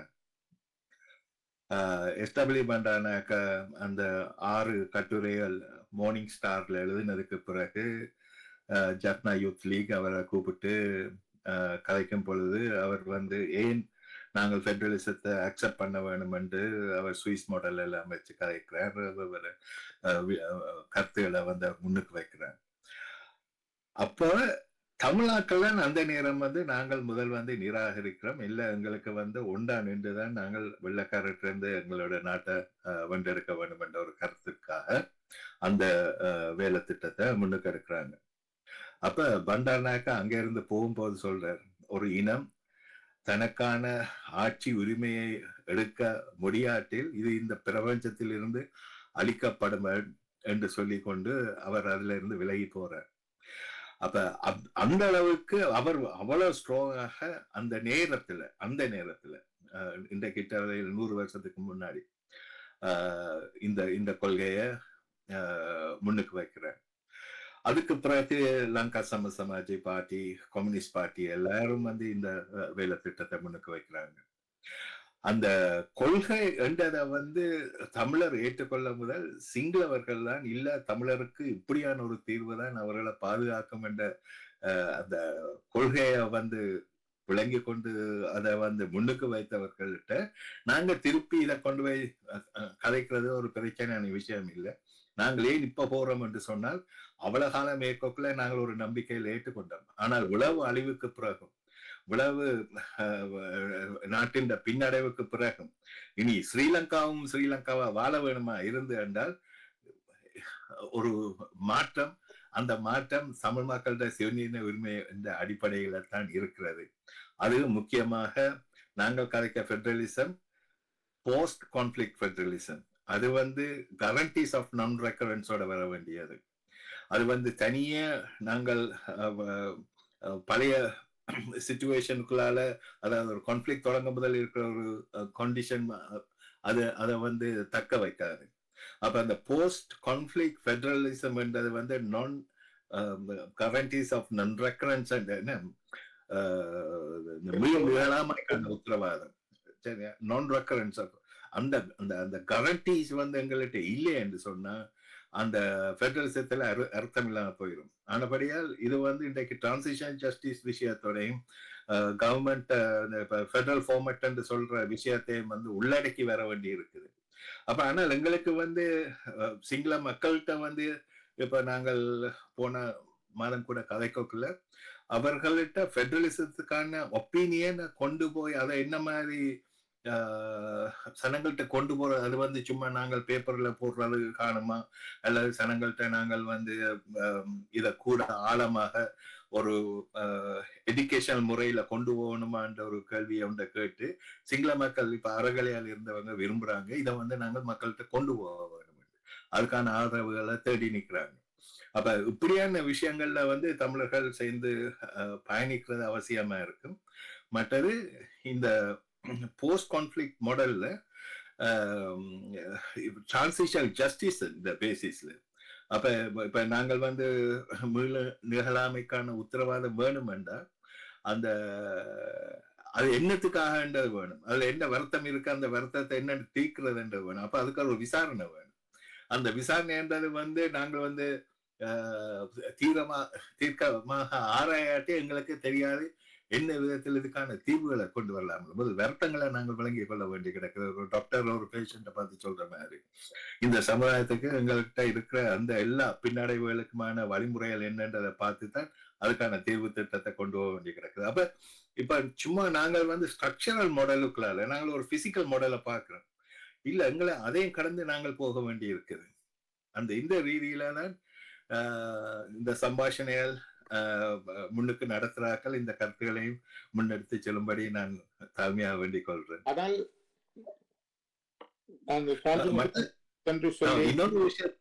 இன்னொரு விஷயத்தை நீங்க கேட்ட விஷயம் வந்து அந்த 1972 கான்வர்சேஷன் என்ற விஷயத்துல அப்ப என்னன்னா 1948ல எங்களுக்கு முதலாவதாக கொண்டு வந்த அந்த attack against Tamil self-determination was the 1948 Citizenship Act. அப்ப அதை கொண்டு வந்த நேரம் என்ன நடக்குது என்றால் 68% இருந்த சிங்கள மக்கள் 80% பாராளுமன்ற ரெப்ரசன்டேஷன் இருக்கிறாங்க. அந்த நேரத்துல தான் தந்தை செல்வா வந்து ஃபெடரல் சொல்யூஷனை வந்து முன்னுக்கு வைக்கிறேன். அந்த நேரத்துல அது இந்த தொடர்ச்சியாக வந்தது வந்து 1956ல நடந்த புத்த ஜெயந்தி 2500 வருஷ புத்த ஜெயந்தியை கொண்டாடும் பொழுது ஒரு புதிய அரசியல் ஒன்றை வந்து முடுக்கி விடப்படுகிறது. அதுல சேர்ந்த அரசாங்கத்தின் வேலை திட்டங்கள் ஒரு என்ன தர்ம யுத்தம் என்ற ஒரு அஜெண்டாவை கொண்டு வராங்க. அதுல லாங்குவேஜை கொண்டு வராங்க. எங்களுடைய ஏரியாக்கள் எடுக்கிறாங்க. அப்படியான இடத்துல 1956ல வந்து கலவரம் நடக்குது. 1958ல நடக்குது. அப்ப 1961ல அந்த லாங்குவேஜை வந்து நடைமுறைப்படுத்த வெளிக்கிடக்குள்ள எங்களோட தலைவர் எல்லாரையும் அரெஸ்ட் பண்ணி பெனாகுடியில கொண்டு போட்டு திருப்பி கொண்டு போயிட்டு அரஸ்ட். அப்ப அங்க போயிட்டு பிறகு திரும்ப வந்து 2வது ஆர்மி செக்மெண்ட் வந்து 61ஆம் ஆண்டு நடந்த சத்தியாகிரகத்துல சனங்களுக்கு எதிராக கொண்டு வந்த வன்முறை எங்களை வந்து அப்படியே முழுக்க அடக்குது. எங்களால வந்து இனி போராடவும் வசதியில் என்ற கட்டத்துல தான் 1972 கான்ஸ்டிடியூஷன் வருது. அந்த கான்ஸ்டிடியூஷன் இஷ்யூல வந்து ஒரு அதுல பங்கு பெற்றின ஒருவர் சொல்லி இருந்தார். எனக்கு ஆச்சரியமா இருந்தது. திரு தர்மலிங்கம் அவர்கள் வந்து ஒரு கச்சேரி சொல்யூஷனை கூட முன்னுக்கு வைக்கிறத பற்றி சிந்தித்தார். அப்ப அந்த அளவுக்கு எங்களோட ஒடுக்குமுறை என்றது வந்து படு மோசமான ஒரு சூழ்நிலைக்கு தள்ளப்பட்டு அந்த நேரத்துல கூட எங்களுக்கு ஆதரவு எடுக்க முடியாத நிலைமையில தான் நாங்கள் வந்து 1976 இப்ப 1972ல டியூஎஃப் தமிழ் யுனைடெட் ஃப்ரண்ட் வரக்குள்ள டியூஎஃப் வரக்குள்ள 6 கோரிக்கையில தான் கொண்டு வந்தவங்க. அந்த நேரத்துல எல்லாம் வந்து இப்ப 76ல வச்ச மாதிரி வைக்கல. ஆனா இந்த கான்ஸ்டிடியூஷன் வந்ததுக்கு பிறகு அவங்களுடைய நிலைமைகள் வந்து அடிப்படையாக மாறுது. தமிழர்கள் எல்லாரும் ஒற்றுமைப்படுறாங்க. எல்லா தமிழர்களும் சேர்ந்து உருவாக்குன அந்த வட்டுக்கோட்டை பிரகடனத்துல நாங்கள் வந்து வெவ்வேறு நிலைமைக்கு போலாம். ஏன்னா அங்க பேச்சுவார்த்தைக்கு இடம் இல்லைன்ற ஒரு சூழ்நிலை வருது. ஆனா இப்ப அதுக்கான சூழ்நிலை வந்திருக்கிற நேரத்துல நாங்கள் வந்து பங்கு பெற்றதும் அவசியம். அதுக்காக நாங்கள் வந்து எல்லாத்தையும் விட்டு துறக்க வேணும் இல்லை. நாங்கள் வந்து என்னென்ன பாசிபிலிட்டிஸ் இருக்குதோ எங்களோட அட்வான்டேஜுக்கும் சிங்களவரோட அட்வான்டேஜுக்கும் ஒட்டுமொத்தமான முஸ்லிம் மக்கள் மலைய மக்கள் எல்லாரோட அட்வான்டேஜுக்கும் நாங்கள் என்ன மாதிரியான ஒரு சிஸ்டத்தை உருவாக்க முடியுமோ அப்படி ஒரு சிஸ்டத்தை உருவாக்குறதுக்கான மனமாற்றம் எங்கள்கிட்டையும் வர வேணும். அந்த அந்த மனமாற்றம் வந்து நாங்க ஒரே ஃபார்முலாவை திரும்ப திரும்ப பாவிச்சு போட்டு அதே ரிசல்ட்ஸை வேற ரிசல்ட்ஸை எதிர்பார்க்கிற மாதிரி பார்க்க இல்லாது நாங்கள் வந்து அதுக்கேற்ற மாதிரியான சமூக சக்திகளை உள்ளடக்கி கொண்டு புதிய ஒரு வேலை திட்டத்தை உருவாக்கி எங்களுக்கான சுய நிர்ணய உரிமையையும் எங்களுக்கான போஸ்ட் கான்ஃபிளிக் ஃபெடரேஷன் மாடல் ஒன்றையும் உருவாக்குறது அவசியமா இருக்கு. அதாவது நாங்கள் திரும்ப திரும்ப கேட்கிறதாக இருந்தால் மாடல் நாங்கள் சமஷ்டி முறையை நாங்கள் கேட்கிறோம். அதற்கும் மேலே போய் கஜேந்திரகுமார் பொன்னம்பலத்தின் அணி 2 தேசங்கள் ஒரு நாடு என்ற அடிப்படையை கொண்டு வரலாம். சுயநட்பை இடையில் சமூக அமைப்புகளால் தயாரிக்கப்பட்ட விக்னேஸ்வரன் கொடுத்த முறையை கூட அவர் பாவிக்கிறார், சுய ஆட்சி. அடுத்தது தமிழரசு கட்சி வளமையாக கேட்ட சமஷ்டியை கேட்கின்றன. ஆனால் இவர்கள் எவற்றுக்காக கடைசி குறைந்தபட்சத்தில் சமஷ்டிக்காகவாவது இந்திய அரசாங்கமோ அல்லது சிங்கள மக்களிடையே தமிழர்களுக்கு இதையாவது நாங்கள் கொடுத்து எங்களுடைய எல்லாருடைய சுபீட்சத்துக்காகவும் நாங்கள் ஒரு தீர்வை இந்த அடிப்படையில் தர வேண்டும் என்ற ஒரு மனமாற்றம் அல்லது எண்ணப்பாங்கு ஜனாதிபதியை தவிர கீழ் மட்டங்களில் இருக்கின்றதா என்று நீங்க நம்புகிறீர்கள்? நான் நம்ப இல்லை அப்படி இருக்குது. அந்த மாற்றம் வந்துட்டது. அந்த இன்னும் ஒரு பொருளாதார வேலை திட்டமாகத்தான் எல்லாரும் பார்க்கிறார்கள். இப்ப அதன் அர்த்தம் இப்ப அவங்க எதிர்பார்க்கிறாங்க தமிழ் தொழிலாளர் வர்க்கம் சிங்கள தொழிலாளர் வர்க்கம் ஒன்று சேர்ந்து இந்த அரசு அமைக்கக்கூடிய சூழ்நிலை வந்துட்டுது, அப்படியான விஷயங்களை பற்றி பார்க்கிறாங்க. ஆனால் அந்த அடிப்படையில் இந்த அரசுல மாற்றங்கள் கொண்டு வராம இதை சாதிக்கிறது சாத்தியம் இல்லை. அந்த அரசுல மாற்றம் வர வேணுமா இருந்து என்றால் அது ஒரு நாளில் 2 நாளில் கொண்டு வர முடியாது. அது இவங்க சொன்ன மாதிரி ஆரம்பத்திலேயே நாங்கள் ஒரு புரட்சிகளால் இந்த அரசாங்கத்தை எடுத்திருந்தோம் என்றால் நாங்கள் அந்த மாற்றங்களை ஒரே நாளையில கொண்டு வந்திருக்கலாம். இன்றைக்கு நாங்கள் இந்த அரசை டேக் ஓவர் பண்ணக்குள்ள இந்த அரசின் கொள்கைகள் சட்டங்கள் எல்லாத்தையும் தான் நாங்கள் அதை எடுக்கிறோம். அந்த வச்சு கொண்டுதான் நாங்கள் இந்த மாற்றங்களை உருவாக்க வேண்டி இருக்குதுன்றது. அப்ப அந்த அரசாங்கம் இத கையெடுக்கும் பொழுது இருந்த சட்டங்களை இவங்க தூக்கி எறிய முடியாது. அந்த சட்ட மாற்றங்களை வச்சுக்கொண்டு விஷயங்கள் கொண்டு வரணும் என்றால் எத்தனை சகாப்தங்கள் இருக்குமோ தெரியாது. என்றால் இது கிட்டத்தட்ட 7 சகாப்தங்களுக்கு மேல 77 ஆண்டு இன்றைக்கு இப்ப ஒரு சிங்களமயமாக்கல் என்றது நடந்திருக்கு. குறிப்பாக 56ல இருந்து இது ஆக்சலரேட் பண்ணப்பட்ட ஒரு ப்ரோக்ராம். அப்ப இந்த மாற்றத்தை கொண்டு வர்றதுக்கான சூழ்நிலையாத்தான் நாங்கள் பார்க்கிறோம். நியூ கான்ஸ்டிடியூஷன் ஒரு விஷயமா அமையலாம். அதை 2 வருஷம் பின்போடுறேன்னு சொல்றது ஜஸ்டிஸ் டிலேட் ஜஸ்டிஸ் டினைட் என்ற மாதிரி போயிடும். அதுபடியால் அதுக்கான வேலை திட்டங்களை நாங்கள் தொடங்கட்டும், மக்கள் தொடங்கட்டும், மக்கள் எழுச்சி பாராட்டு நாங்கள் உண்டா வருவோம். அது தானாக அது நடக்கும். அதுக்கேற்ற மாதிரி நாங்கள் நீங்க சொன்ன தகவல்களை வைத்துக் கொண்டு பழைய சுவடுகளுக்கு நான் போக விரும்பவில்லை. ஆனால் நேரம் இருக்க நீங்களும் போகணும் என்றபடியே நான் ஒரு சில விஷயங்களை நான் கேட்க விரும்புகிறேன். நீங்க சொன்னபடி பண்டாரநாயக்கா தான் பெடரலிசத்தை தொடங்கினார். அதை நாங்கள் ஏற்றுக்கொள்ளவில்லை. அவர் டொடமூர் சோல்பரி ஆணைக்குழுவின் கீழ் நாங்கள் போய் அப்படியான வாய்ப்பை வைப்போம் என்றதை அவர்கள் தவிர்த்து விட்டார்கள். ஆனால் சோல்பரி ஆணைக்குழுவின் முன்னால் கூட நாங்கள் அப்படியான கொள்கையை வைக்கவில்லை.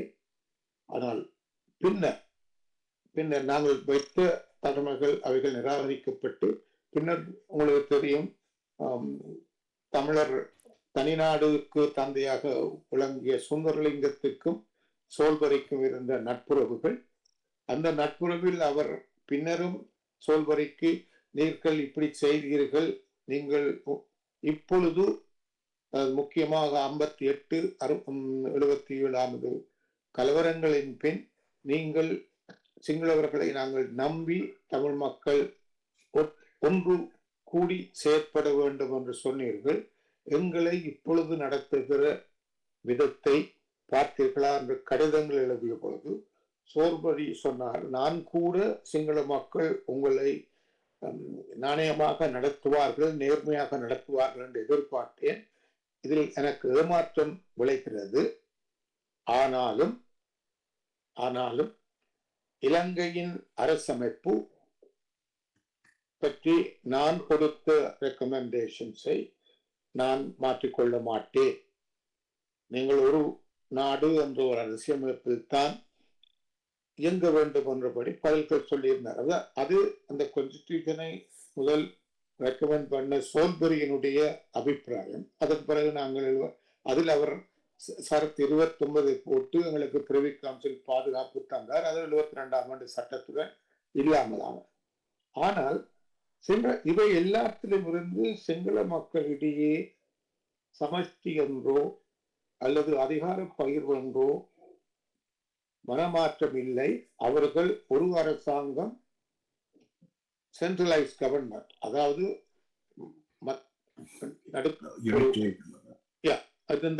தான் இருக்கிறார்கள்.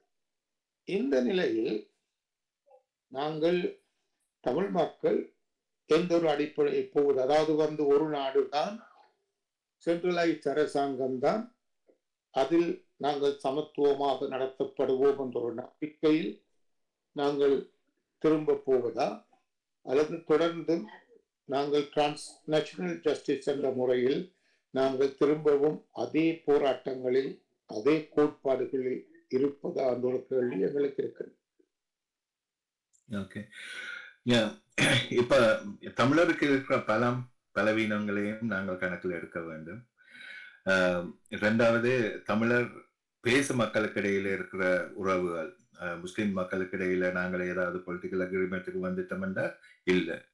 மலைய மக்களோட கேட்கும்போது அவங்க சொன்னா தங்களை விட தனியை விட சொல்லி தாங்கள் தங்களோட விஷயங்களை பார்க்கிறோம் என்று அவங்க கல்ச்சரல் கவுன்சில் இல்லாட்டி வேற விஷயங்களை பற்றியும் அவங்க பேசிக்கொண்டு இருக்கிறாங்க. ஆனா தமிழரோட பிரச்சனை தமிழர் உளவு அழிவுக்கு பிறகு அவங்களோட பிசிக்கல் செக்யூரிட்டி, பொருளாதார சுயநிர்ணய உரிமை, அரசியல் சுயநிர்ணய, இதுகளை அவங்க கேட்கிறாங்க. அது ஒரு நாட்டுக்கு உள்ள அதை சாதிக்கக்கூடிய வழிமுறைகள் இருக்குது. நாங்கள் அந்த வழிமுறைகளை சிந்திக்கலாம். இப்ப போன வருஷம் இறுதியில பழைய ஸ்பீக்கர் கருள் ஜெயசூரிய அவர் ஒரு ப்ரொபோசலை முன்னுக்கு வைக்கிறார். நாங்கள் சந்திரிகா கொண்டு வந்த மாடல்ல இருந்து ஆரம்பிக்கலாம் என்று. அது தமிழர் அதை யாரும் அதை பற்றி முடிவெடுத்ததா எனக்கு தெரியல. ஆனா என்ன கேட்கும் பொழுது என்னுடைய கருத்து வடகிழக்கு வினை முக்கியமானது. இப்ப எங்களுக்கு அந்த இந்துலன் காக்கோட்ல சொன்ன மாதிரி எங்களுக்கு தமிழருக்கு இருக்கிற ஒரு நிலம் என்றது முக்கியமானது. அப்ப இது ரெண்டையும் அடிப்படையா இருக்கிற சுயநிர்ணயத்தை நாங்க கிளைம் பண்ண வேணும் என்று சொன்னால் இது ஒரு இருக்கலாம். ஏன்னால் அந்த பழைய மாடலை கொண்டு வந்த போன அரசாங்கத்துல கொண்டு வந்த அந்த மாடலை NPP அரசாங்கம் அதை கன்சிடர் பண்றதுக்கு இருந்தாலும் அதை கொண்டு வந்த முக்கிய நபர்களா இருக்கிற டாக்டர் ஜெயம்பதி விக்ரமரட்னமும் MS சுமந்திரன் அவர்களும் இன்றைக்கு அரசாங்கத்துல இல்லை. அப்ப அவங்க இதுக்கான வேலை திட்டங்கள்ல தொடர்ந்து செய்யறதுக்கும் இப்ப குறிப்பாக இந்த விஷயங்களுக்கு பொறுப்பா இருந்த சித்தார்த்தனும் இந்த முறை பாராளுமன்றத்துல இல்லை. அப்ப இவர்களோட பங்களிப்பு இல்லாம அதை தொடர்றது ஒரு கடினமான விஷயமா இருக்கும். அப்ப இன்றைக்கு சொல்லுவாங்க one bush in the hand is better than two in the bush. அப்ப இப்படியான ஒரு கான்ஸ்டிடியூஷன் ஒரு முழுமை அடைந்த ஒரு சூழ்நிலையில் இருக்கக்குள்ள அதுல தமிழர்கள் மாற்றங்களை கொண்டு வர்றது இலகுவாக அமையக்கூடியதா இருக்கும். இது அந்த கான்ஸ்டிடியூஷனை ஏற்காதவர்கள் பலர் இருக்கிறார்கள். பாராளுமன்றத்துக்குள்ள வச்சு எரிச்சவர்கள் இருக்கிறார்கள். அவர்கள் எல்லாம் இந்த முறை பாராளுமன்றத்தில் இல்ல, மக்களால் நிராகரிக்கப்பட்டு விட்டார்கள். அப்ப இதுக்கான சூழ்நிலைக்கான இப்படி ஒரு அரசியல் சூழ்நிலை இருக்கக்குள்ள நாங்கள் இப்படியான விஷயங்களை கருத்துல எடுத்து இதை முன்னுக்கு எடுக்கிறது பற்றி நாங்கள் யோசிக்க வேண்டும். நான் சொல்ல இல்லை, இதைத்தான் நீங்க முடிவெடுக்க ஆனால் நாங்கள் யோசிக்க வேண்டும் என்று நாங்கள் யோசிக்க வேண்டும் அல்லது நாங்கள் அஹ், சமத்துவமாக சிந்திக்க வேண்டும் என்பதில் கருத்து வேற்றுமை கிடையாது. ஆனால் அதே சமயத்தில் நாங்கள் இன்றைக்கு அரசாக வந்திருக்கிறது, அரசாங்கத்தை நான் சொல்லல, அரசாக வந்திருப்பதையும் பார்க்க வேண்டும். அரசாங்கம் வந்திருப்பதில் முக்கிய பங்கு வகிப்பது ஜேவிபி. ஜேவிபியின் காலம் காலமான அரசியல் சித்தாந்தம் ஒரு நாடு, சென்ட்ரலைஸ்ட் பவர், ஒரு இனம், ஒரு தேசம், ஒரு நாடு, ஒரு அரசாங்கம், எந்த விதமான அதிகார பகிர்வுக்கும் இடமில்லை என்பதும் அவர்கள் மார்க்சிய லெனினிய சிந்தனையில் சமஷ்டி அமைப்பை தாங்கள் ஒருபோதும் ஏற்றுக்கொள்ள மாட்டோம் என்று சொன்னார்கள். அவர்களுக்கு அந்த சிந்தனை விஜயவீர காலத்தில் இருந்து இருக்கும் வரை இருந்த பொழுது அந்த ஜேவிபி ஆட்பலம் கொண்ட ஒரு அரசு இருக்கும் பொழுது சென்ட்ரலைஸ்ட் கவர்மெண்ட், அதாவது மத்திய ஒரு அரசாங்கத்தின் கீழ்தான் எல்லா அதிகாரங்களும் இருக்கும் என்பதும், ஒரு நாடு ஒரு தேசம் ஆனால் எல்லோரும் நாங்கள் சமம் என்ற கொள்கையை நாங்கள் எப்படி எங்களுடைய மைனாரிட்டி வாக்கு பலத்தினால் மாற்றிக்கொள்ள முடியும்? அதான் அது வந்து தனியா தமிழர்களால மாற்ற முடியாது.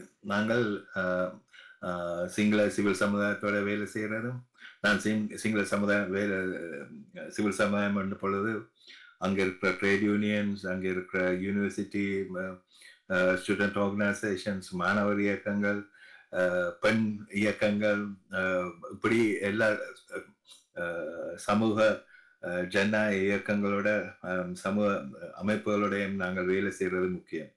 அப்ப எங்களுக்கான அந்த கான்வர்சேஷன், காமன் கான்வர்சேஷனுக்கான புள்ளிகளை நாங்கள் தேட வேண்டி இருக்கிறது. அந்த எங்க நாங்கள் சந்திக்கலாம், எந்தெந்த விஷயங்களை நாங்கள். ஆனால் தொடர்ந்து நான் சொன்னபடி தமிழ்சு கட்சியோ சிவஞானமோ தாங்கள் நீங்கள் சொல்லிய கணபதி,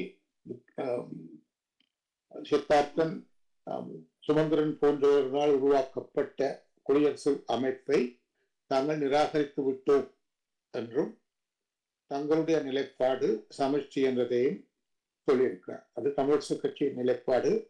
கஜேந்திர குமார் நம்பாலும் அவருடைய நிலைப்பாடு, மற்றவருடைய நிலைப்பாட்டு நான் சொல்லியிருக்கிறேன்.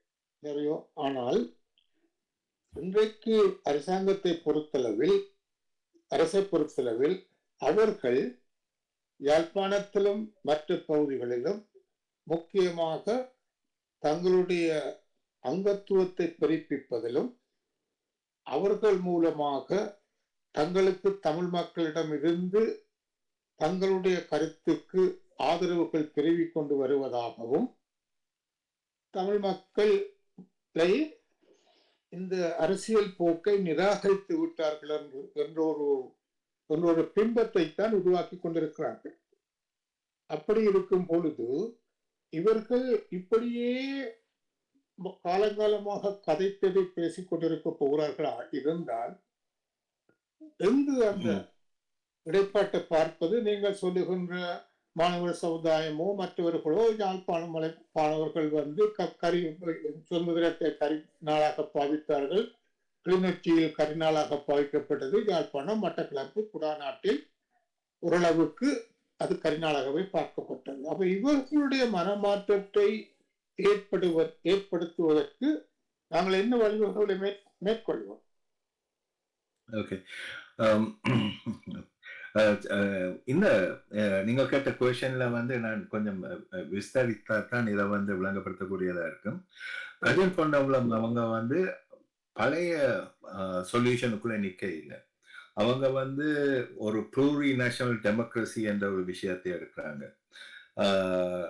அதாவது நான் அவங்க கதைக்கிற விஷயத்த வந்து வச்சுக்கொண்டு நான் கதைக்க இல்லை. அவங்க வந்து ஆரம்பிச்ச அந்த தமிழ்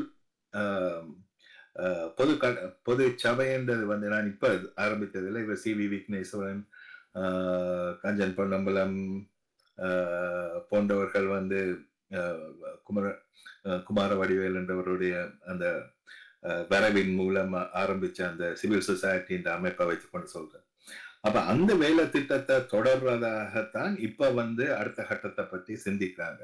அப்ப அதுல வந்து தனியா தமிழ் சிங்களம் என்றது மாத்திரமல்ல, அதுல வந்து தமிழ் சிங்களம் மலையாளம் என்று யோசிக்கிறாங்க.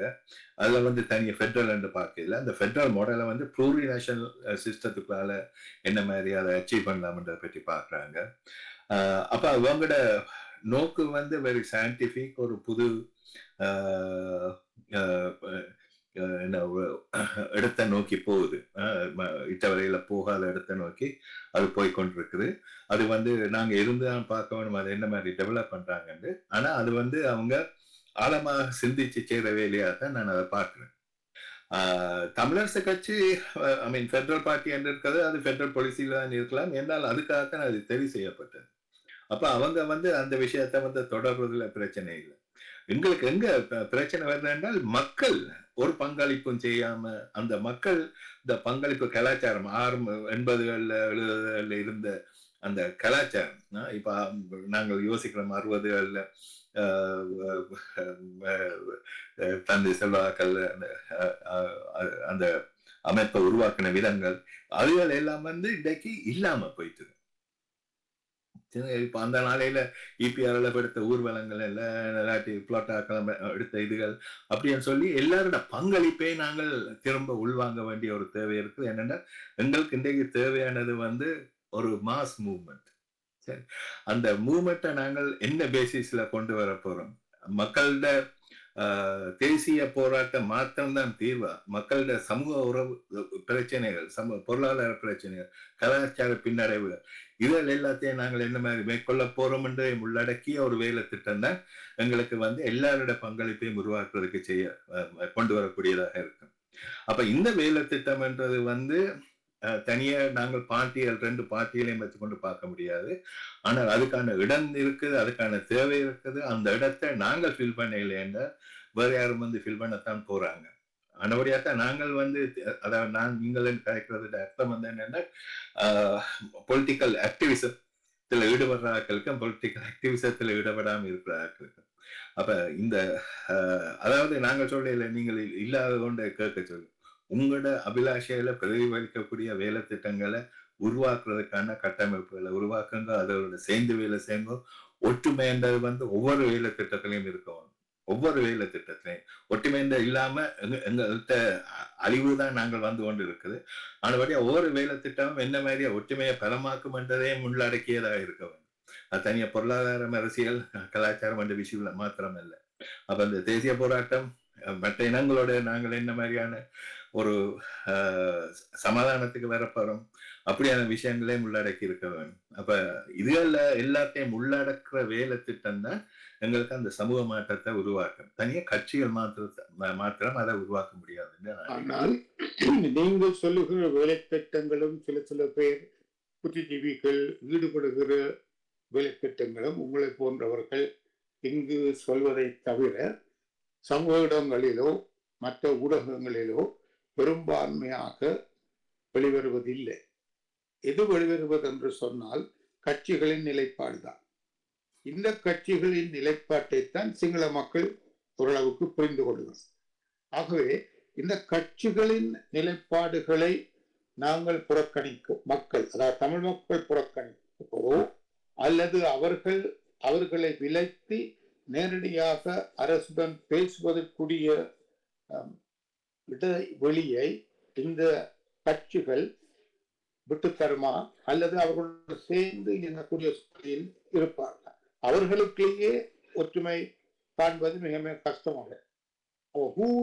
அதாவது நீங்கள் சொல்லுகின்ற ஒரு பெரிய வேலை திட்டத்தை அரசினோடு பேசக்கூடிய அந்த இடைவெளியை ஏற்படுத்தி தரக்கூடிய ஒரு சூழ்நிலை தமிழ் மக்களுடைய அரசியலில் இருக்கிறதா?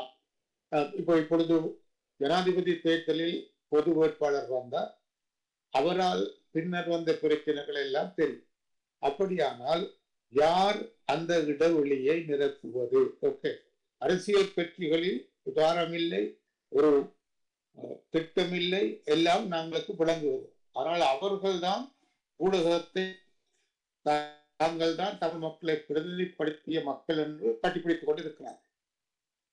இவர்களை தவிர்த்து ஒரு புத்திஜீவிகள் அல்லது அகடமிக்ஸால நீங்கள் சொல்லுகிற வேலை திட்டங்களை எடுப்பவர்கள் அந்த இடைவெளியை நிரப்புவது எப்படி? அரசியலுக்கு இல்லை, அவர்கள் பார்லமெண்ட் சீட்ஸுக்காக இல்லை. ஆனால் இந்த அரசோடு கதைக்கக்கூடிய விதத்தில் உள்ள இடைவெளியாவது இந்த அரசியல் கட்சிகள் விட்டு தருவார்கள். அந்த அரசியல் கட்சிகளுக்கு எதிராக நாங்கள் பார்க்கிறது என்னவென்று சொன்னால், ஜேவிபி இன்றைக்கு ஊடகங்களையும் தங்களுடைய வாட்ஸ்அப் குரூப்ஸையும் பாவித்து தங்களுடைய கொள்கை பிரகடனத்தில் போய் கொண்டிருக்கிறார். அதாவது தமிழ் மக்கள் மாற்றமடைந்து விட்டார்கள், தமிழ் மக்கள் தங்களை போன்று சிந்திக்கிறார்கள். அந்த சிந்திப்பு ஒரு நாடு, ஒரு தேசம், நாங்கள் எல்லோரும் சமமானவர்கள் என்று நான் உங்களுக்கு நேரடியாக ஒரு இதுக்கு நான் ஜம்பிங். அதாவது லண்டனில் நீங்கள் பார்த்தீர்களாக இருந்தால் அநேகமான வாட்ஸ்அப் குரூப்கள் அனுராவை ஆதரிப்போம் என்ற பெயரில் இயங்கிக் கொண்டு வருகின்றன. அதில் கணிசமான பேர் இணைந்திருக்கிறார்கள். அதில் சில பேரை நான் பார்க்கும் பொழுது அவர்கள் எல்லாம் பழைய பிளாட் அங்கத்தினராக இருந்தவர்கள். பிளாட் அங்கத்தினர் பல பேர், சித்தார்த்தன் கூட அவருக்கு தெரியும், அவருடைய எலெக்ஷன் காலங்களில் போய் அங்கு வேலை செய்தவர்கள் என்று தெரியும். ஒவ்வொரு அரசாங்கத்தின் காலத்தில் பிளாட்டினுடைய அங்கத்தினர்கள், உங்களுக்கு டாய்ஸ்போராவை பற்றி, அதாவது வெளிநாட்டு தகவலை பற்றி தெரியும், முக்கியமாக லண்டனை பற்றி தெரியும். அங்கிருக்கின்ற பழைய அமைப்புகள் அல்லது ஆதரவாளர்கள் அல்லது பொதுநிலையில் இருந்த பலர் இந்த அனுராவை ஆதரிக்க வேண்டும் என்ற அந்த பொது கோஷத்தை ஏற்றுக்கொண்டு தமிழ் மக்களிடையே இந்த மனோநிலை வளருகிறது என்ற ஒரு இதை உருவாக்குங்கள் என்று நீங்க நினைக்கிறீர்கள்?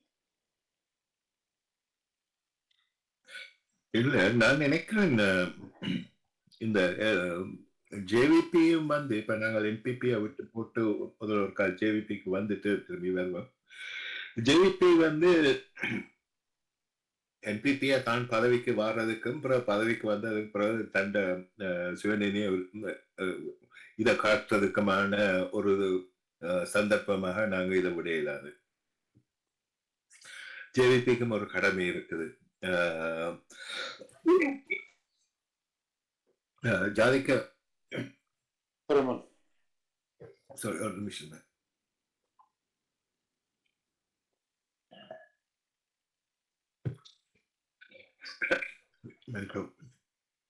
ஜேவிபிக்கும் ஒரு கடமை இருக்குது. என்னன்னா, அவங்க சுயநிர்ணய உரிமையை ஆதரிச்சு கொண்டு வந்தவங்க. யாழ்ப்பாணத்துல ரோட விஜய் வீரா இதை பற்றி காய்ச்சிருக்கிறார். யாழ்ப்பாணத்துல மாத்திரமே இல்லை, வல்வெட்டி துறையில கூட போய் இதை பற்றி காய்ச்சிருக்கிறார். அப்ப ஜேவிபியின் கலாச்சாரம் இன்றைக்கு நேற்று தொடங்கினது இல்ல சுயநிர்ணய உரிமையை பற்றிய விஷயங்கள். ஏன் அவங்க சுயநிர்ணய உரிமை விஷயத்தை பற்றி காய்க்கிறாங்கன்னா, நீங்கள் ஏற்கனவே குறிப்பிட்ட மாதிரி மார்க்சிய லெனின் தத்துவங்கள், ஒடுக்கப்பட்ட தேசம், ஒடுக்கப்படுற தேசம், அதுல இருக்க தொழிலாளர் வர்க்கங்களோட உறவுகள், அதுகளை பற்றி எல்லாம் அது கிளியராக பேசி இருக்குது. வேற எந்த பிலோசபியும் அதை பற்றி அந்த அளவுக்கு கலைச்சதல்ல. ஆனால் அவங்க 92 பிரசிடென்ட் எலெக்ஷனுக்கு பிறகு அதை கைவிடுறாங்க. அது கைவிடும் பொழுது 1983 ஜேஆர் அவங்களுக்கு மேலேயே பழி போட்டு 1983 ராய்ட்ஸுக்கு அவங்க பொறுப்பான ஆக்கள் என்று, மற்றது எங்களுக்கு இனியில் என்ற க்ளோஸ் ஆக இருந்த விக்ரம் கர்ணரத்ன ஆக்களை போல ஆக்களே அந்த பிள்ளைய போட்டு அவங்கள பேன் பண்றாங்க. அப்படிப்பட்ட ஒரு ஜேஆர் அரசாங்கம், அரசு, அந்த அரசு என்ன மாதிரி இதுல தலைகளாக எல்லாத்தையும் செய்யக்கூடியதுன்றதுக்கு இதுவும் ஒரு நல்ல உதாரணம். இப்படி செய்த ஒரு அரசாங்கத்துக்குள்ளால பிறகு இவங்க திரும்பி பிறகு அதுக்கிடையில இண்டோலாக் கோட் எல்லாத்தையும் மாற்றின விதங்கள் ஜேவிபியை எங்களுக்கு முழுக்க எதிராக ஒரு சிச்சுவேஷனை கொண்டு வருது. ஆனா அந்த நிலையில இருந்து இன்றைக்கு ஜேவிபி 180 டிகிரிஸ் மாற்றம் ஒன்று செய்திருக்கு. 180 டிகிரிஸ். சரி, அதை நீங்க பாத்தீங்களா தெரியுது. எங்களுக்கு எதிராக ஆன்டி இந்தியா போக்கு இருந்தது, தமிழருக்கு எதிரான போக்கு இருந்தது எல்லாம் மாறி அவங்க வந்து 13வது திருத்த சட்டத்தை ஏற்றுக்கொள்றதாகவும் தமிழருக்கான அந்த மாகாண கவுன்சில அது வந்து அவங்க ஏர்ன் பண்ணதை அதை அவங்களுக்கு கொடுக்க வேண்டும் என்று சொல்லி கதைக்கிற அளவுக்கு அந்த மாற்றம் வந்திருக்குது. அப்படி அந்த மாற்றம் பெருமா இருந்தால் அவ்வளவு கொலைகளை செய்ததுக்கு அந்த மாற்றம் பெருமா இருந்தார் விஜயகுமார் துங்க மற்ற எத்தனையோ இடதுசாரிகள் எங்களுக்கு ஆதரவு சார்ந்த அவ்வளவு இடதுசாரிகள் கொண்டதுக்கு பிறகு இந்த ஆதரவு மாறுமா இருந்ததுன்னா நாங்கள் ஜேவிபியில வந்து மேலும் மாற்றங்களை எதிர்பார்க்கலாம். அந்த மாற்றத்தை கொண்டு வர்றதுக்கு ஆனால் அந்த மாற்றங்கள் தேர்தலுக்கான ஒரு பொலிட்டிக்கல் ஆப்பர்ச்சுனிசம் அல்லது தேர்தலுக்கான ஒரு ஆதரவத்தளத்தை ஏற்படுவதற்கான ஒரு சந்தர்ப்பவாதம் வந்து நீங்கள் ஏன் கருதக்கூடாது? என்னென்றால் அந்த மாற்றம் என்ன மாதிரி வருது என்றால் அடிமட்டத்துக்குள்ளாலையும் வர இல்லை, அது டாப் டவுனா தான் வருது. அப்ப அடிமட்டத்துக்குள்ளால வருதுன்னு சொன்னா நாங்க சொல்லலாம் அது வந்து ஒரு பொலிட்டிக்கல் கேம்பெயின், நாங்கள் அதுக்கான தேவை ஒன்று இருந்தது. ஆனா இது டாப் டவுனா வரக்குள்ள அது விரும்பாத ஆக்கள் மேல அந்த முடிவுகளை வந்து ஜேவிபி தலைமை அதை கொண்டு வர்றதை நாங்க பார்க்கக்கூடியதா இருக்குது. ஆனால் கவியில் சொல்லுகிறேன். ஒன்று வந்து உங்களுக்கு தெரியும், அவர்களுடைய இருந்த சித்தாந்த போராட்டத்தில்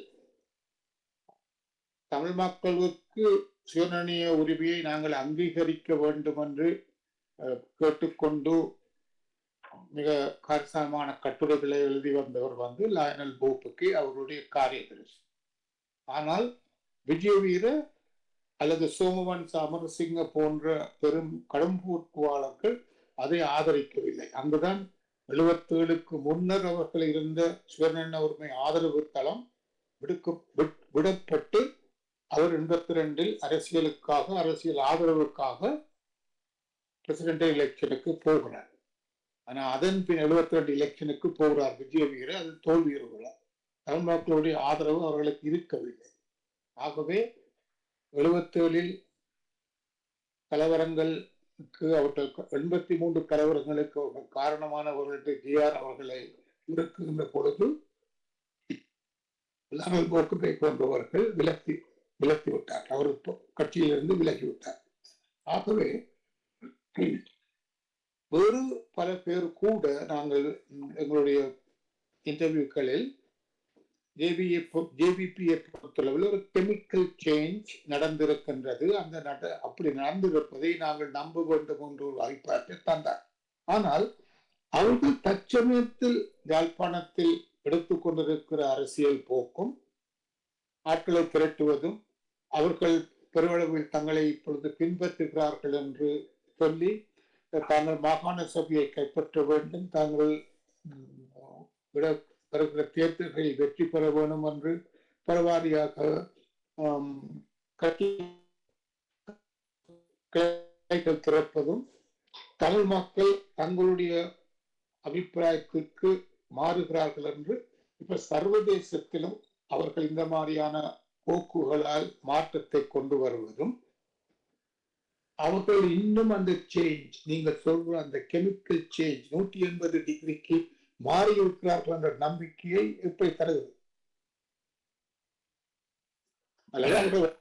பிறகு தங்களுடைய கொள்கை பிரகாரம் தமிழ் மக்களும் ஓட்டி வருகிறார்கள், எல்லோ இனங்களும் சேர்ந்த ஒரு தேசம், ஒரு அதிகாரம் என்ற ஒரு யாப்பை தாங்கள் ஏற்படுத்துவோம், பொருளாதார சுபிட்சத்தை பெறுவோம் என்ற ஒரு போக்கில் போனால் நம்ம கேமில் தமிழ் மக்களோ முஸ்லிம் மக்களோ மைனாரிட்டிஸ் அதை என்ன மாதிரி எதிர்கொள்வது? நாங்கள் அதை தேசமாத்தான் பார்க்கிறோம். ஒன்று. ரெண்டாவது வந்து இப்ப வடக்கு கிழக்கு பகுதியில் இருக்கிற ஜேவிபி கம்பெயினும் எப்படி இருக்குதுன்னு சொன்னால் இலங்கையில இருக்கிறவர்கள் எல்லாருக்குமான பிரச்சனையும் வடகிழக்குல இருக்குது. அதை தவிர தமிழருக்கு ஒரு தனித்துவமான பிரச்சனையும் தமிழருக்கு இருக்குது என்றதை வந்து அவங்க ரெக்கக்னைஸ் பண்றாங்க.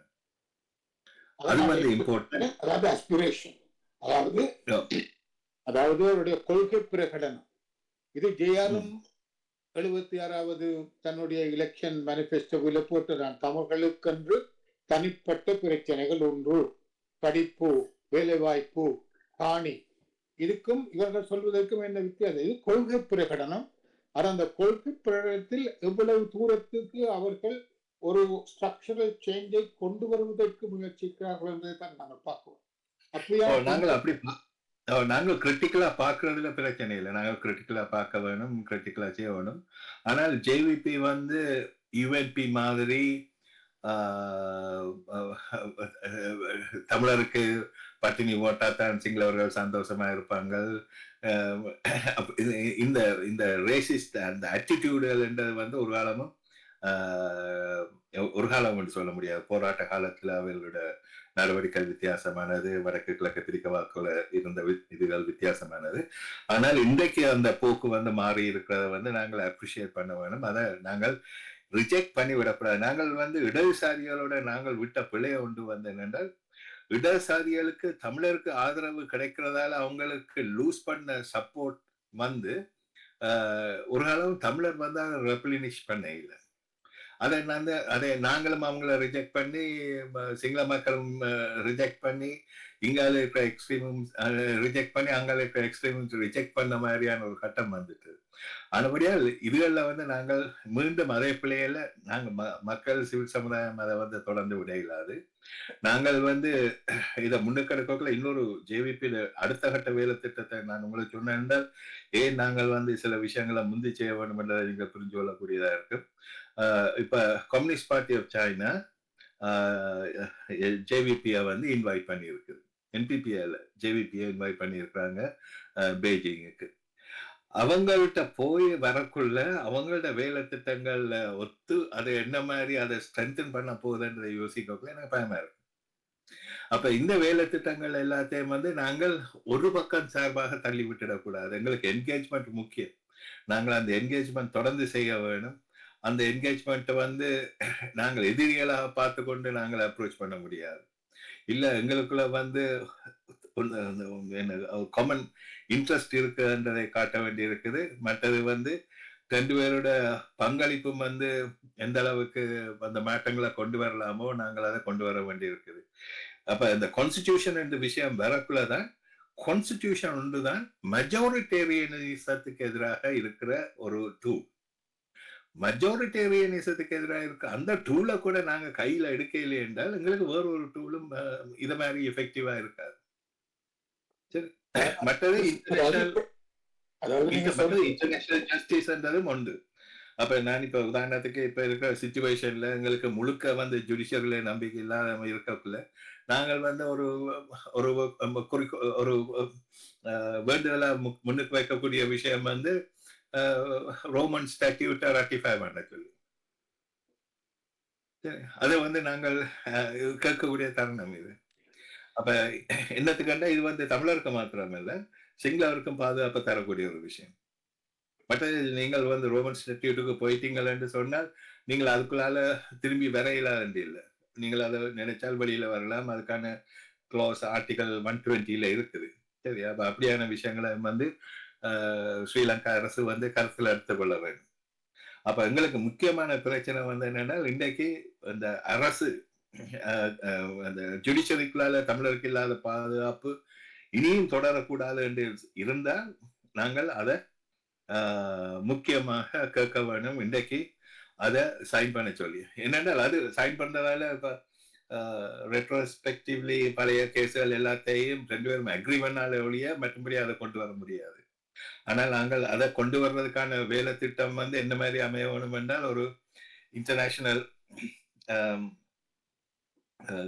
ட்ரைபியூனல் ஆஃப் ஸ்ரீலங்கா என்றதுக்குள்ளால கொண்டு வந்தோம்னா தான் எங்களுக்கு தீர்வுக்கான திட்டங்களையும் அதுக்குள்ளால கொண்டு வரக்கூடியதா இருக்கும். அந்த தீர்வுக்கான திட்டம் கூட அதுக்குள்ளால வர்றது போஸ்ட் கான்ஃபிளிக்ட் பெட்ரல் மாடலா கூட அதுக்குள்ள அமையலாம்.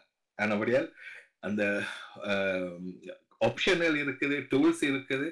நாங்கள் ஒன்றுக்குள்ள நின்றுதான் மாணவனும் வண்டியில கணக்க பிளென்டி ஆஃப் சாய்ஸஸ் எங்கள்கிட்ட இருக்குது. அதுகளை நாங்கள் வந்து கையாளுறோமா, அதுகளை எங்களுக்கு சாதகமா இல்லை. அதே சமயத்தில் இவைகளெல்லாம் காலங்காலமாக எங்களுடைய விஷுவல் திங்கிங்கும் நாங்கள் அவைகளை பற்றி நியாயமான எழுத்துக்களும் கட்டுரைகளையும் எழுதியிருக்கிறோம். ஆனால் பிராக்டிக்கலாக நாங்கள் எந்த விதமான ஒரு அமைப்புகளோ அதை மாற்றி செய்து கொண்டு போறவற்றையோ நாங்கள் பெற்றுக்கொள்ளவில்லை. நீங்கள் தமிழ் இன்ஃபர்மேஷன் சென்டரை பப்ளிகேஷன்ஸ் பார்த்தீர்கள் என்றாலே எத்தனையோ இந்த கருத்துக்கள் சொல்லப்பட்டிருக்கின்றன. ஆனால் அவைகளை எங்களுடைய அரசியல்வாதிகள் இம்ப்ளிமெண்ட் பண்ணினதும் அல்ல, அல்லது அரசியல்வாதிகள் அவைகளை கையெழுத்து சர்வதேச ரீதியாக எடுத்ததும் அல்ல. அடுத்த இன்னொரு பரப்புக்கு நான் போகிற நேரம் குணமாக நீங்கள் மிக ஆழமாக மனித உரிமை சபைக்கு முன்னால் போர்க்குற்றங்கள் சம்பந்தமாக ஆவணங்கள் சேர்ப்பதில், சாட்சியங்கள் சேர்ப்பதில் ஈடுபட்டவர். சட்ட ரீதியாக சட்டம் இங்கிருந்து பல பேரிடம் ஆவணங்கள் சேகரித்து நீங்கள் சமர்ப்பித்தீர்கள். தற்சமயம் அந்த இதுவரை காலம் ஓரளவுக்கு அமெரிக்கா தங்களுடைய அரசியல் ஆதரவுகளுக்காக அல்லது அரசியல் ஆதாயங்களுக்காக எங்களுக்கு ஆதரவு கொடுத்து வந்தது. இதுவரை மனித உரிமை சபையில் நடத்தப்பட்ட தீர்மானங்கள் ஓரளவுக்கு அமெரிக்காவின் உந்துதலில் தான் நிறைவேற்றப்பட்டது. ட்ரம்ப் கட்ச பொழுது நாங்கள் மனித உரிமை பேரவையில் இருந்து விலகுவோம் என்று அறிவித்திருக்கிறார். இது என்ன தாக்கத்தை தமிழ் மக்களை பொறுத்தளவில் மனித உரிமை பேரவையில் நடக்கின்ற முன்னேற்றங்களை பொறுத்தளவில் நடக்கும்?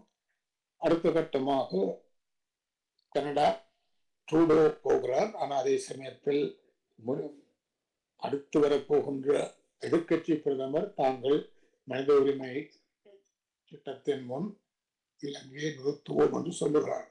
ஆனால் இந்த மாற்றங்கள் இந்த மனித உரிமை சபையில் இலங்கைக்கு எதிராக நடத்தக்கூடிய தீர்மானத்தை எவ்வளவு தூரம் பாதிக்கும் என்பதும், இன்று கிடைக்கின்ற நல்லெண்ணங்கள் காரணமாக சீனா, ரஷ்யா, இந்தியா, ஜப்பான் போன்ற நாடுகள் மனித உரிமை சபையில் இலங்கையை பொறுத்தளவில் அதுக்கு எதிரான தீர்மானத்தை பொறுத்தளவில் எந்த ஒரு நிலைப்பாட்டை எடுக்கக்கூடிய வாய்ப்புகள் உண்டு என்று நீங்கள் கருதுகிறீர்கள்? நான் அந்த ஹியூமன் ரைட்ஸ் கவுன்சிலுக்கு போய் வர ஆள் இல்லை. அந்த கேம்பெயினோட நான் நேர சம்பந்தப்படவில்லை. அதில் சம்பந்தப்பட்ட அமைப்புகளுக்கு தான் அதை பற்றி கூறக்கூடியதாக இருக்கலாம். ஆனால் நீங்கள் சொன்னபடி அமெரிக்காவினுடைய மாற்றங்கள் ஒரு ஒரு ஒரு பாதிப்பைத்தான் உருவாக்க போகுது. ஆனால் அமெரிக்காவினுடைய நிலைப்பாடுகள் பலஸ்தீனத்தில் நடந்து கொண்ட விதத்துக்கு பிறகு யாரும் இனி அமெரிக்காவிடம் போய் மனித உரிமையை பற்றி காய்க்கிறதுக்கான மோரல் ரைட் இருக்குமோன்றது எனக்கு தெரியாது. மற்றது இந்த யுனைச்ஆர்சி விஷயத்துல யுனைடெட் கிங்டம் தான் பென் ஹோல்டரா தொடர்ந்து இருக்கிறாங்க. அவங்களோட தொடர்ந்து தமிழ் டயஸ்போரோட என்கேஜ்மெண்ட் ஸ்ட்ராங்கா இருந்து கொண்டு இருக்குது. ஆனால் டேவிட் லாமி கடைசி நேரத்துல எங்களுக்கு குறிப்பிட்ட விதம் ஸ்ரீலங்கா அரசிட்ட இருந்து பெரிய மாற்றங்களை பிரிட்டன் எதிர்பார்க்குது என்று சொல்றது அவைகளுக்கு எதிராக ஆக்ஷன் எடுக்க போற மாதிரி அதை காட்ட இல்லை. அப்ப இதெல்லாம் வைத்துக்கொண்டுதான் அடுத்த மாற்றங்கள் என்ன மாதிரி நிகழப்போகுதுன்றது இருந்துதான் பார்க்க வேண்டிய கிடக்கு. என்னன்னா இந்த மாற்றங்கள்லாம் இப்ப நிகழ்ந்த மாற்றங்கள், சில நாட்களுக்குள் நடந்த மாற்றங்கள். மனித உரிமை பேரவையில் வருகின்ற இதுவரை நடத்தப்பட்டது ஒரு வளவளாவாக்கி இலங்கைக்கு மேலும் காலம் கொடுப்பது என்ற ஒரு இப்பொழுதே காலத்தை கொடுக்கப்பட்டிருக்கு. இன்னும் காலத்தை கொடுத்து இலங்கை தங்களுடைய பிரச்சனையை ஒரு நாடு ஒரு தீர்வற்ற அளவில் தீர்த்துக் கொள்ள வேண்டும். புதிய ஒரு நீதி அமைப்பு முறையில் அங்கு பிரச்சனைகள் தீர்ந்துவிடும் என்று சொன்னால் சர்வதேச குற்றவியல் நீதிமன்றமோ அல்லது போனால் ஒரு வெளிநாட்டு நீதிபதிகளின் ஒரு தீர்ப்பாயம் வந்து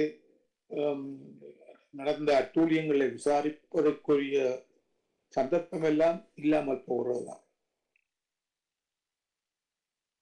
இல்லாமல் போகிறாங்கல்ல. அந்த ஆமா, நீங்க சொல்ற கன்சர்ன்ஸ் எனக்கும் இருக்குத்தான். ஆனால் எனக்கு இப்ப பதில் கூற முடியாம இருக்கிறது என்னத்துக்கு என்றால், இந்த மாற்றங்கள் வந்து இப்பதான் நிகழ்ந்தபடியாலும் அது முன்னிலையில் இருக்கிறவர்களுடைய ஒப்பீனியன் எனக்கு இன்னும் கிட்டவில்லை. அதுபடியால் எனக்கு அதை பற்றி இப்ப எனக்கும் கூட இருக்கின்ற கன்சர்ன் வந்து, அதாவது வந்து எங்களுடைய அத்திவாரங்கள் சரிந்து கொண்டு போகின்றன. அந்த அத்திவாரங்களை நாங்கள் தாங்கி பிடிப்பதற்குரிய ஒரு அரசியல் சித்தாந்தங்கள் நாட்டில் இல்லை. அந்த அந்த அரசியல் சித்தாந்தங்களை நான் உங்களை நேரத்துக்கு போக வேண்டும் என்றபடியால் விடுவித்து போட்டு நானும் அவரும் என்ன நீங்களும் அல்ல அவ்வளவு தூரத்துக்கு பரிச்சயமாக இருக்க மாட்டீர்கள். அதனுடையால் சும்மா கடலை போட்ட மாதிரி கதைச்சு கொண்டிருக்காமல் நாங்கள் அதை சில ஆனால் அதை வந்து நான் சொல்லுவேன் என்றால், இந்த அத்திவாரங்கள் வீக்காக சரிந்து கொண்டு போகிற பொழுது அதை தாங்கி பிடிக்கக்கூடிய அத்திவார அரசியல் சித்தாந்தங்களோ அரசியலோ தமிழ் மக்களிடையே நடக்கிறது மாதிரி தெரியவில்லை என்று சொன்னால், நீங்கள் பார்த்தீர்களா இருந்தால் ஜேவிபி காலங்காலமாக தன்னுடைய சிந்தனையில் ஒரு தேசம், ஒரு நாடு, ஒரு அதிகாரம், எல்லாரும் சமம் என்ற கொள்கையில் போய்கொண்டு வந்தது. இன்றைக்கும் அது அதனுடைய அத்திவார அரசியல் சிந்தனை அதுதான். ஆனால் 78 ஒப்பந்தம் ஏற்படுத்தப்பட்ட பொழுது இந்தியாவுடன் இந்தியா ஜேஆர்ஐயை பணிய வைத்து இலங்கை ஒரு பன்முக நாடு, புளூரல் சொசைட்டி, அதில் வந்து தமிழ் மக்கள், சிங்கள மக்கள், முஸ்லிம் மக்கள் என்றவர்கள் வாழுகிறார்கள். தமிழ் மக்கள், தமிழ் பேசும் மக்கள் வந்து பாரம்பரிய பிரதேசங்களில் வதித்திருக்கிறார்கள் என்ற முறையில் சமஷ்டி அமைப்பு என்று இல்லாவிட்டாலும் ஒரு குடியரசாக தங்களுடைய அதிகாரங்களை தாங்களே பாவிக்கக்கூடிய விதத்தில் மாகாண சபைகளை அமைத்து கொடுத்தோம். ஆனால் அதை கூட நாங்கள் ஓரளவுக்கு நிராகரித்தோம். இன்று 30 வருஷமாக அது பாவிக்கப்படவில்லை. ஆனால் அதை கூட இந்தியாவிடம் போய் இந்த நிலையில் ஏவிபி அரசாங்கமும் இந்த நிலையில் இருக்கிறபடியால் நீங்கள் இதனை ஒரு தீர்வாக அமுல்படுத்தி தர வேண்டும் என்று சொல்ற சர்வதேச சிந்தனை, அது சர்வதேச ஆதரவை பெறுகிற சிந்தனை கூட அரசியல் இல்லை. இதை பற்றி என்ன நினைக்கிறேன்? இந்த பெரிய ஒரு இடைவெளி எங்களோட டிப்ளமசிக்கு வந்துட்டு இந்திய அரசோட நாங்கள் சந்திக்க பொழுது அவர்கள் வந்து எங்களுடைய ரெப்ரசன்டேட்டிவ் கேரக்டரை பற்றி கேட்கிறார்கள். நீங்கள் ஒரு தன்மைத்துவ சமூகமாக இங்க சமூகம் அழியுங்கன்னு சொல்லி கேட்கிறாங்க. அது வந்து எங்களை பின்னுக்கு போட வச்சு கொண்டே இருக்கிறது. நாங்கள் தமிழ்நாடோட கூட கதைக்கிறோம் இல்லை, தமிழ்நாட்டோட போய் நாங்கள் தேசியத்தை பற்றி கதைக்க வேண்டிய அவசியம் இல்லை. ஆனால் எங்களோட பொருளாதார அது வந்து ஒரு இந்தியாவின் 2வது ஸ்டேட்டாக வளர்ந்து கொண்டு இருக்கிறது. அது இந்த பொருளாதாரம் பாகிஸ்தானை விட பலமானது, மற்ற பல நாடுகளை விட பலமானது. அப்படிப்பட்ட ஒரு ஸ்டேட்டோட கூட நாங்கள் போய் கதைக்கிறோம் இல்லை எங்களுடைய டெவலப்மெண்ட்டுக்கான விஷயங்கள். அது மிக மிக முக்கியமானது. நாங்கள் மிகவும் தள்ளி போயிருக்கிறோம். அந்த டிப்ளமசி ஒர்க்ன்றது முக்கியமானது. குறிப்பாக உங்களோட ஆஸ்திரேலியன் கவர்மெண்ட் கூட அங்க வந்து நான் கடைசியா பங்கு பெற்றின சில மீட்டிங்கள்ல கூட அவங்களோட பங்களிப்பு இருந்தது. அதை பார்க்கக்கூடியதா இருந்தது. அவங்களுக்கு இருக்கிற அக்கறையை நாங்கள் கவனிக்கக்கூடியதா இருந்தது. அப்ப அப்படியான அக்கறையுள்ள ஒரு நாட்டுல நீங்களும் அங்க செய்ய வேண்டிய வேலையில் இருக்குது, நாங்களும் செய்ய வேண்டிய வேலை இருக்குது. ஆனால் பலஸ்தீனியர்ல பாடத்துக்கு பிறகு நாங்கள் படிக்க வேண்டிய விஷயங்களும் இருக்குது. உதாரணத்துக்கு நாங்கள் வயலன்ஸுக்கு போயிருந்தால் என்ன அந்த ஸ்ரீலங்கன் மாடலைத்தான் நாங்க காசால வந்து நடைமுறைப்படுத்தி இருந்தாங்க. முள்ளிவாய்க்கால்ல நடந்த ஒரு எக்ஸாம்பிள், அந்த என்னென்று அதைத்தான் ஒரு ட்ரையல் பார்த்துட்டு இங்க பலஸ்டைன்ல செய்ததை வந்து அல் ஜசீரா எடுத்து கூறியதை பார்க்கக்கூடியதா இருந்தது. இந்த மாடல் வந்து தொடராமல் இருக்க வேண்டும் என்றால் எங்களுக்கு இலங்கையில் இருக்கிற என்கேஜ்மெண்ட் வந்து மிக மிக அவசியம். அது வந்து ஜேவிபியா இருந்தாலும் என்ன, என்பிபியா இருந்தாலும் என்ன, வேற பார்ட்டிகளா இருந்தாலும் என்ன, நாங்கள் கலைக்க வேண்டும். அப்ப இன்றைக்கு தமிழ் பார்ட்டிகள் வந்து சஜித் பிரேமதாசோட போய் கலைக்க வேண்டிய நேரத்தில் எங்களோட பொலிட்டிக்கல் சொல்யூஷனை பற்றிய ஒரு தீர்க்ககரமான ஒரு முடிவு ஒன்றை நாங்கள் கொண்டு போறதுக்கு தமிழ் பார்ட்டிகள் எங்களுக்குள்ள முதல் நாங்கள் சேர்ந்து கலைக்க வேண்டிய அவசியம் இருக்குது. சிறிது சமுதாயங்கள் பார்ட்டிகளும் சேர்ந்து கலைக்க வேண்டிய வேலை திட்டங்கள் இருக்குது.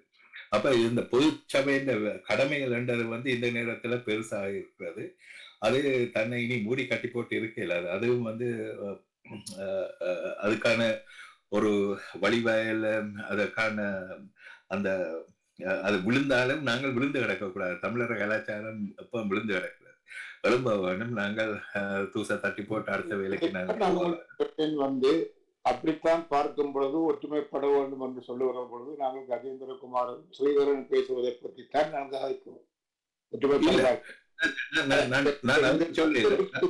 இந்த இன்டலெக்சுவல்ஸும் அகடமிக்ஸுக்குமாக சிந்தனையில் வேலை செய்கிறவர்கள் ஒரு பொது சபையான ஒரு இயங்கி எப்பொழுது இந்த இடைவெளியை நிறைவேற்றுவார்கள். மக்களுக்கு நம்பிக்கை தரக்கூடிய விதத்தில் இயங்கி அந்த இடைவெளியை எப்பொழுது நிறைப்புறது, அதற்கு என்ன விதமான காரியங்கள் ஆற்ற வேண்டும் என்றதான் நீங்கள் புலம்பெயர் இடங்களில் இருக்கிறீர்கள். அதை பற்றி சிந்திக்க வேண்டிய தேவை இருக்கு. நிச்சயமா சிந்திச்சிருக்கிறோம். நாங்கள் அதுக்கான பேச்சுவார்த்தைகள் ஏற்கனவே ஆரம்பித்து விட்டோம். இப்ப வெவ்வேறு புதிய சமூகங்களையும் உள்வாங்கிறதுக்கான போக்குகள் இருக்கிறது. நாங்கள் சில முஸ்லிம்ஸோட கலைக்கும் பொழுது அவங்க எங்க ஆரம்ப பாயிண்ட் இருக்க வேண்டும் என்பதை பற்றியும் அறிவித்திருந்தார்கள்.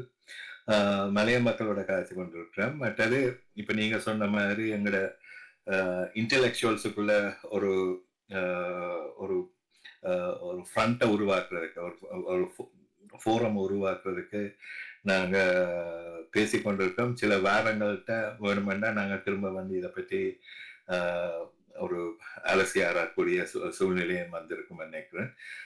இந்த கட்டத்துல அது நடந்து கொண்டு இருக்குது. நன்றி. நான் உங்களை மேற்கொண்டும் நீங்கள் ஒரு மரணச்சடங்குக்கு போக இருக்கிறபடியால் நான் மேற்கொண்டிருக்கவில்லை. நீங்கள் சொல்பவற்றை மேலும் தகவல் தரக்கூடிய இருந்தால் நாங்கள் திரும்ப இணைச்சலுடன் கூடி நாங்கள் அதை பற்றி பேசலாம். பேசாமல் கொண்டிருந்தோம்.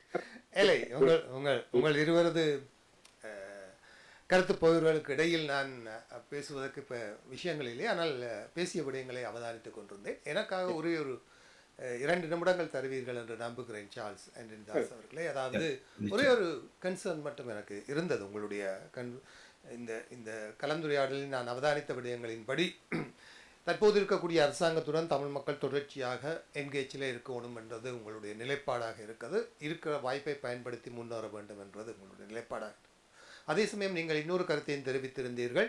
ஜேவிபியினரை இப்போது பெய்ஜிங் அங்கு அழைத்திருப்பதாகவும் அவர்கள் திரும்பி வருவது தொடர்பாக உங்கள் கவலைகளை வந்த பின்னர் எப்படி நிலைமைகள் மாறும் என்ற கவலைகளையும் நீங்கள் தெரிவித்திருந்தீர்கள். அதே சமயம் வடகிழக்கிலே ஜேவிபியினரும் என்பிபி கட்சியும் தங்களது கிளைகளை உருவாக்கி இளைஞர்களை பெருமளவில் மக்களை தங்களது அங்கத்தவர்களாக இணைக்கிற நடவடிக்கைகளும் முடுக்கிவிடப்பட்டிருப்பதையும் நாங்கள் அவதானிக்கிறோம். பல பேரும் இணைகிறார்கள். அங்கு இந்த தமிழ் தேசியத்துக்கு எதிராக இலங்கை அரசாங்கத்துடன் இணைந்து பயணிக்கிற ஏனைய சக்திகளுடைய என்கேஜ்மெண்ட்களையும் நாங்கள் நிறைய பார்க்கிறோம்.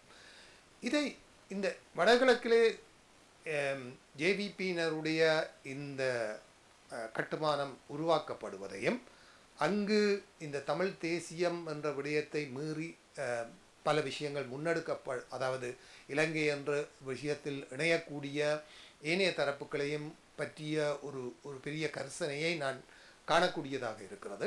இதை இந்திய தரப்பு எப்படி கையாளும் என நீங்கள் அனுமானிக்கிறீர்கள்? உங்களுடைய அனுமானம் என்னவாக இருக்கும்? அதாவது இந்தியா இலங்கையை தனது கட்டுப்பாட்டுக்குள் வைத்திருப்பதற்கு பல சமயங்களில் தமிழர் பிரச்சனையையும் ஒரு விடயமாக கையாண்டு கொண்டு தற்போதும் இருக்கிறது என்று நான் கருதுகிறேன்.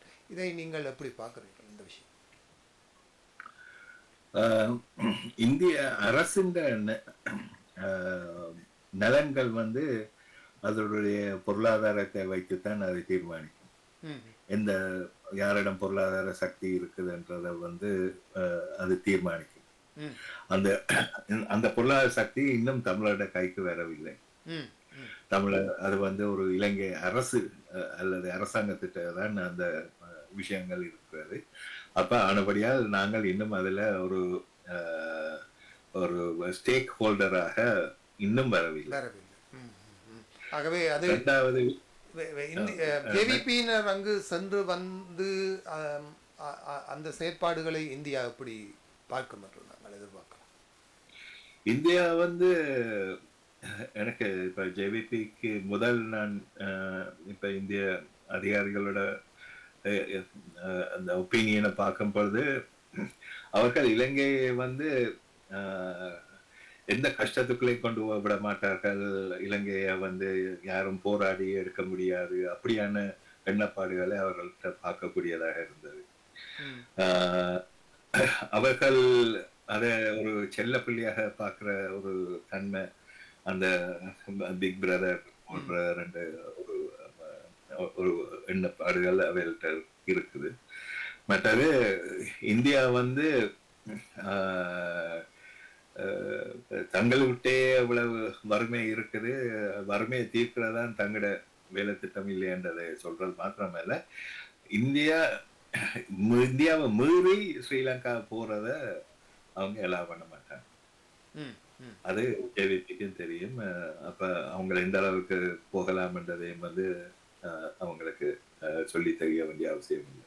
ஆனால் அவர்கள் போகிற போக்கில் வடகிழக்கிலும் அவர்கள் தங்களுடைய அங்கத்துவத்தை பெருக்கி அந்த அங்கத்துவ கிளைகளின் மூலமாக தாங்கள் பன்முகத்தன்மையை நிராகரிக்கவும் ஒரு தேசம், ஒரு நாடு, ஒரு அதிகாரம் என்ற ரெசல்யூஷன்ஸை அவர்கள் சீனாவில் நடக்கிற மாதிரி எல்லா கிளைகளினாலும் நிறுவினால் அதன் பிறகு அவர்கள் நிறைவேற்றுகிற குடியரசு சட்டமோ தங்களுடைய ஆண்மையில், அதாவது வந்து தங்களுடைய இறைமையின் கீழ் செய்யப்படுகிற ஒரு குடியரசு சட்டம் என்று சொன்னால் அதை இந்தியா கூட என்ன அதை எதிர்க்க முடியும். ஒரு இறையாண்மை உள்ள நாடு தன்னுடைய மக்களின் ஆதரவுடன் நிறைவேற்றிய ஒரு குடியரசு சட்டம் என்றுதான் அதை ஏற்றுக்கொள்ளும். அதை நாங்கள் இப்பொழுதே அது ஆக்கப்படுவதற்கு முன்னரே அதை பன்முகத்தன்மை கொண்டதாக ஆக்குவதாக இருந்தால் இந்தியா அடுத்த 13ஆம் திருத்த சட்டம் தான் ஒரு பெஞ்ச்மார்க் அடிமட்டமாக இருக்கிறது.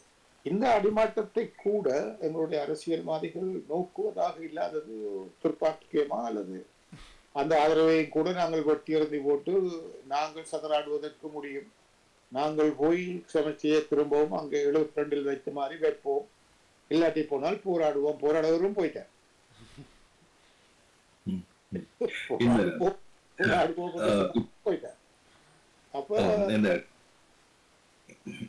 இதுல ரெண்டு விஷயம் இருக்குது. ஒன்று வந்து என்னென்றால் இலங்கையில் எங்களோட பிரதேசங்களில் உருவாக்கப்பட்ட எங்களோட ரீஜன்ல ஆளுமை செலுத்துற ஷங்காய் கோஆபரேஷன் ஆர்கனைசேஷன், அந்த ஷங்காய் கோஆபரேஷன் ஆர்கனைசேஷன்ல வந்து ஒரு 3 கொள்கையில அவங்க வளர்க்குறாங்க. அதாவது ஒன்று எக்ஸ்ட்ரீமிசத்துக்கு எதிராக போராடுவோம், டெரரிசத்துக்கு எதிராக போராடுவோம், 3வது நேஷனலிசத்துக்கு எதிராக போராடுவோம் என்ற ஒரு வேலை திட்டத்தை முன்னுக்கு வைக்கிறாங்க. அந்த ஷங்காய் கோஆபரேஷன் ஆர்கனைசேஷன் இருக்கிற நாடுகள்ல முக்கியமானவை ரஷ்யா, சைனா அப்படி என்று சொல்லி அந்த பழைய சோவியத் பிளாக்குகள் அப்படி என்று கணக்காக உள்ளடங்குது. அப்ப அந்த வேலை திட்டத்துல ஆரம்பிக்கக்குள்ள தான் எங்கட தமிழ் தேசியத்துக்கு எதிராகவும் அந்த நாடுகள் திரும்பி எங்களுக்கு எதிராக வலிக்கிட்டது. அதை பற்றி நாங்கள் ஒரு காலமும் மலாட்டி கொள்றது இல்லை, அதை நானும் கடந்து போயிடுவோம். என்னன்னா மற்ற விஷயங்களும் அதுல இருக்கிறபடியால் வெஸ்டோட எங்களுக்கு இந்த பிரச்சனைகளை பற்றி கதைப்போம், ஸ்ரீலங்காட பிரச்சனை பற்றி கதைப்போம். ஆனால் ஷங்காய் கோஆபரேஷன் ஆர்கனைசேஷன் சிஎஸ்டிஓ அல்லது அதில் இருந்த ரட்ஸ் அந்த ரீஜனல் ஆன்டி டெரரிஸ்ட் ஸ்ட்ரக்சர் அந்த அமைப்பு அதில் என்ன மாதிரி ஆளுமை செலுத்திச்சது, எங்களோட கப்பல் எல்லாத்தையும் அழிச்சது, அதெல்லாம் பற்றி நாங்கள் ஒரு 2009 2008 நடந்த பிரச்சனைகளை பற்றி நாங்கள் கழிச்சு கொண்டிருக்கிறோம். இப்ப அப்படிப்பட்ட ஒரு சூழ்நிலையில நாங்கள் தேசியம் என்று கழித்து கொண்டிருக்கிறோம். எங்களோட தேசியத்தை யார் கருத்தில் எடுப்பாங்கன்றதுக்கு அடுத்ததாக நாங்கள் இதை ஒரு ஜனநாயகம், ஒரு நீதி அப்படியான ஒரு இதுக்குள்ள கொண்டு போகக்குள்ள எங்களோட தேசியத்தை நாங்கள் பாதுகாக்கக்கூடியதாக இருக்கும். அது ஒரு பக்கம் இருக்கு. இப்ப இப்ப திரு ரவீந்திரன் அவர்கள் குறிப்பிட்ட விதம், இப்ப ஸ்ரீலங்கா சைனா, இந்தியா இந்த கேம்ப் எல்லாத்தையும் தாண்டி பிரிக்ஸ்ல போய் மெம்பர்ஷிப் கேட்கிற அளவுக்கு வந்துட்டு. அப்ப அந்த மெம்பர்ஷிப்புக்குள்ள போற அளவுக்கான அந்த மன திடகாத்திரம், அதுக்கான அவுட்லுக் இதுகள் காட்டுது ஸ்ரீலங்கா இங்க நிக்கிறது. அப்ப இதுகளையும் நாங்கள் கருத்தில் எடுக்க வேணும். இதுக்கான மாற்றங்கள் பாசிட்டிவாக அமைய வேணுமா இருந்தென்றால் தமிழர்கள் ஒரு கட்டமைப்பாக எழுதுறதுக்கான காலம் இது. அதை இந்த சந்தர்ப்பத்துல தவறக்கூடாது. இப்ப நாங்கள் 77ஆம் ஆண்டு இதுகளை பற்றி விசாரிக்கும் பொழுது, ஆரம்ப வேலை திட்டங்களை போடும் பொழுது அதுல ஷேர் பண்ண ஒரு விஷயத்த உங்களோட ஷேர் பண்ணிட்டு போகலாம்னு நினைக்கிறேன்.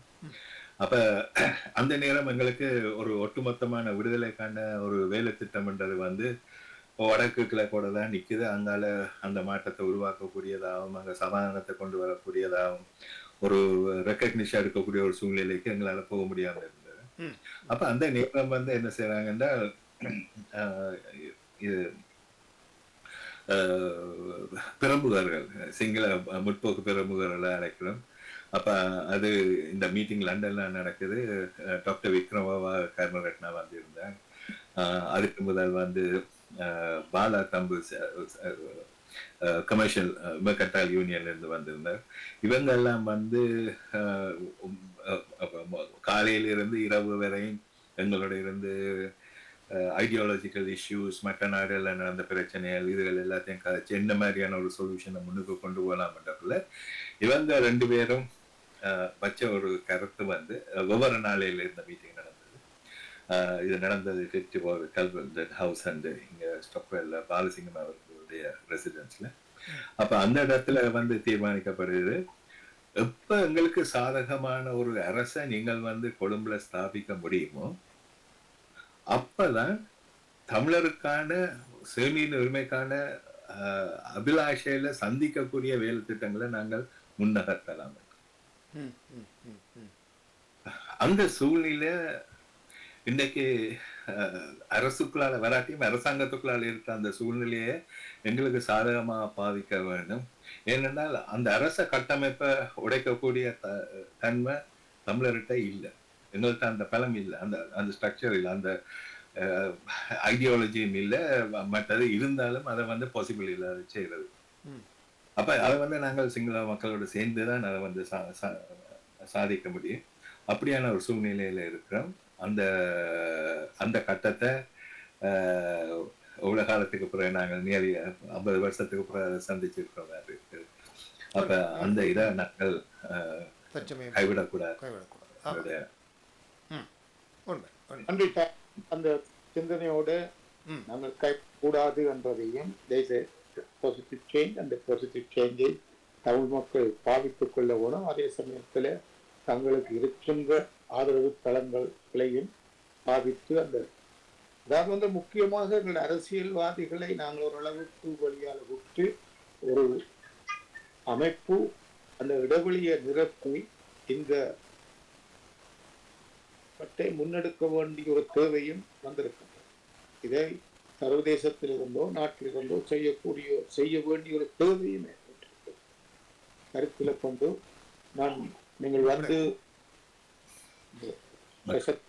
பேசினதுக்கும் தந்ததுக்கும் இந்த கருத்துக்களை பகிர்ந்ததுக்கும் நன்றி சொல்லி நன்றி திரு ரவீந்திரன், ஸ்ரீ மகேந்திரன் அவர்களுக்கும். நான் எனக்கு விருப்பமான ஒரு விஷயம் பழம் ஆட்களுடைய அனுபவங்களையும் நான் கேட்டுக்கொள்றதும் எனக்கு இதுல ஒரு சந்தர்ப்பத்தை திரு ரவீந்திரன் தந்ததுக்கு நன்றி. மற்ற நேரல் டைம் கொஷன் இருந்தாலும் நான் எனக்கு நீங்கள் வாட்ஸ்அப்பில் போட்டிங்கன்னா நான் உங்களுக்கு அதுக்கான பதிலை தரக்கூடியதாக இருக்கும். நன்றி. நன்றி. நன்றி. நன்றி திரு சார்ல்ஸ் ஆண்டனி தாஸ் அவர்களே, உங்களிடமிருந்து நாங்கள் விடைபெற்றுக் கொள்கிறோம். நன்றி, வணக்கம். நேர்கள் இதுவரை ஃபோக்கஸ் தமிழின் சுவடுகள் நிகழ்ச்சியிலே programme director Tamil information centre மற்றும் சீனியர் அட்வைசர் ஃபார் தமிழ் ஹெல்ப்லைனை சேர்ந்த திரு சார்ல்ஸ் ஆண்டனி தாஸ் அவர்கள் இணைந்து சிறப்பித்த சுவடுகள் நிகழ்ச்சி இடம்பெற கேட்டீர்கள்.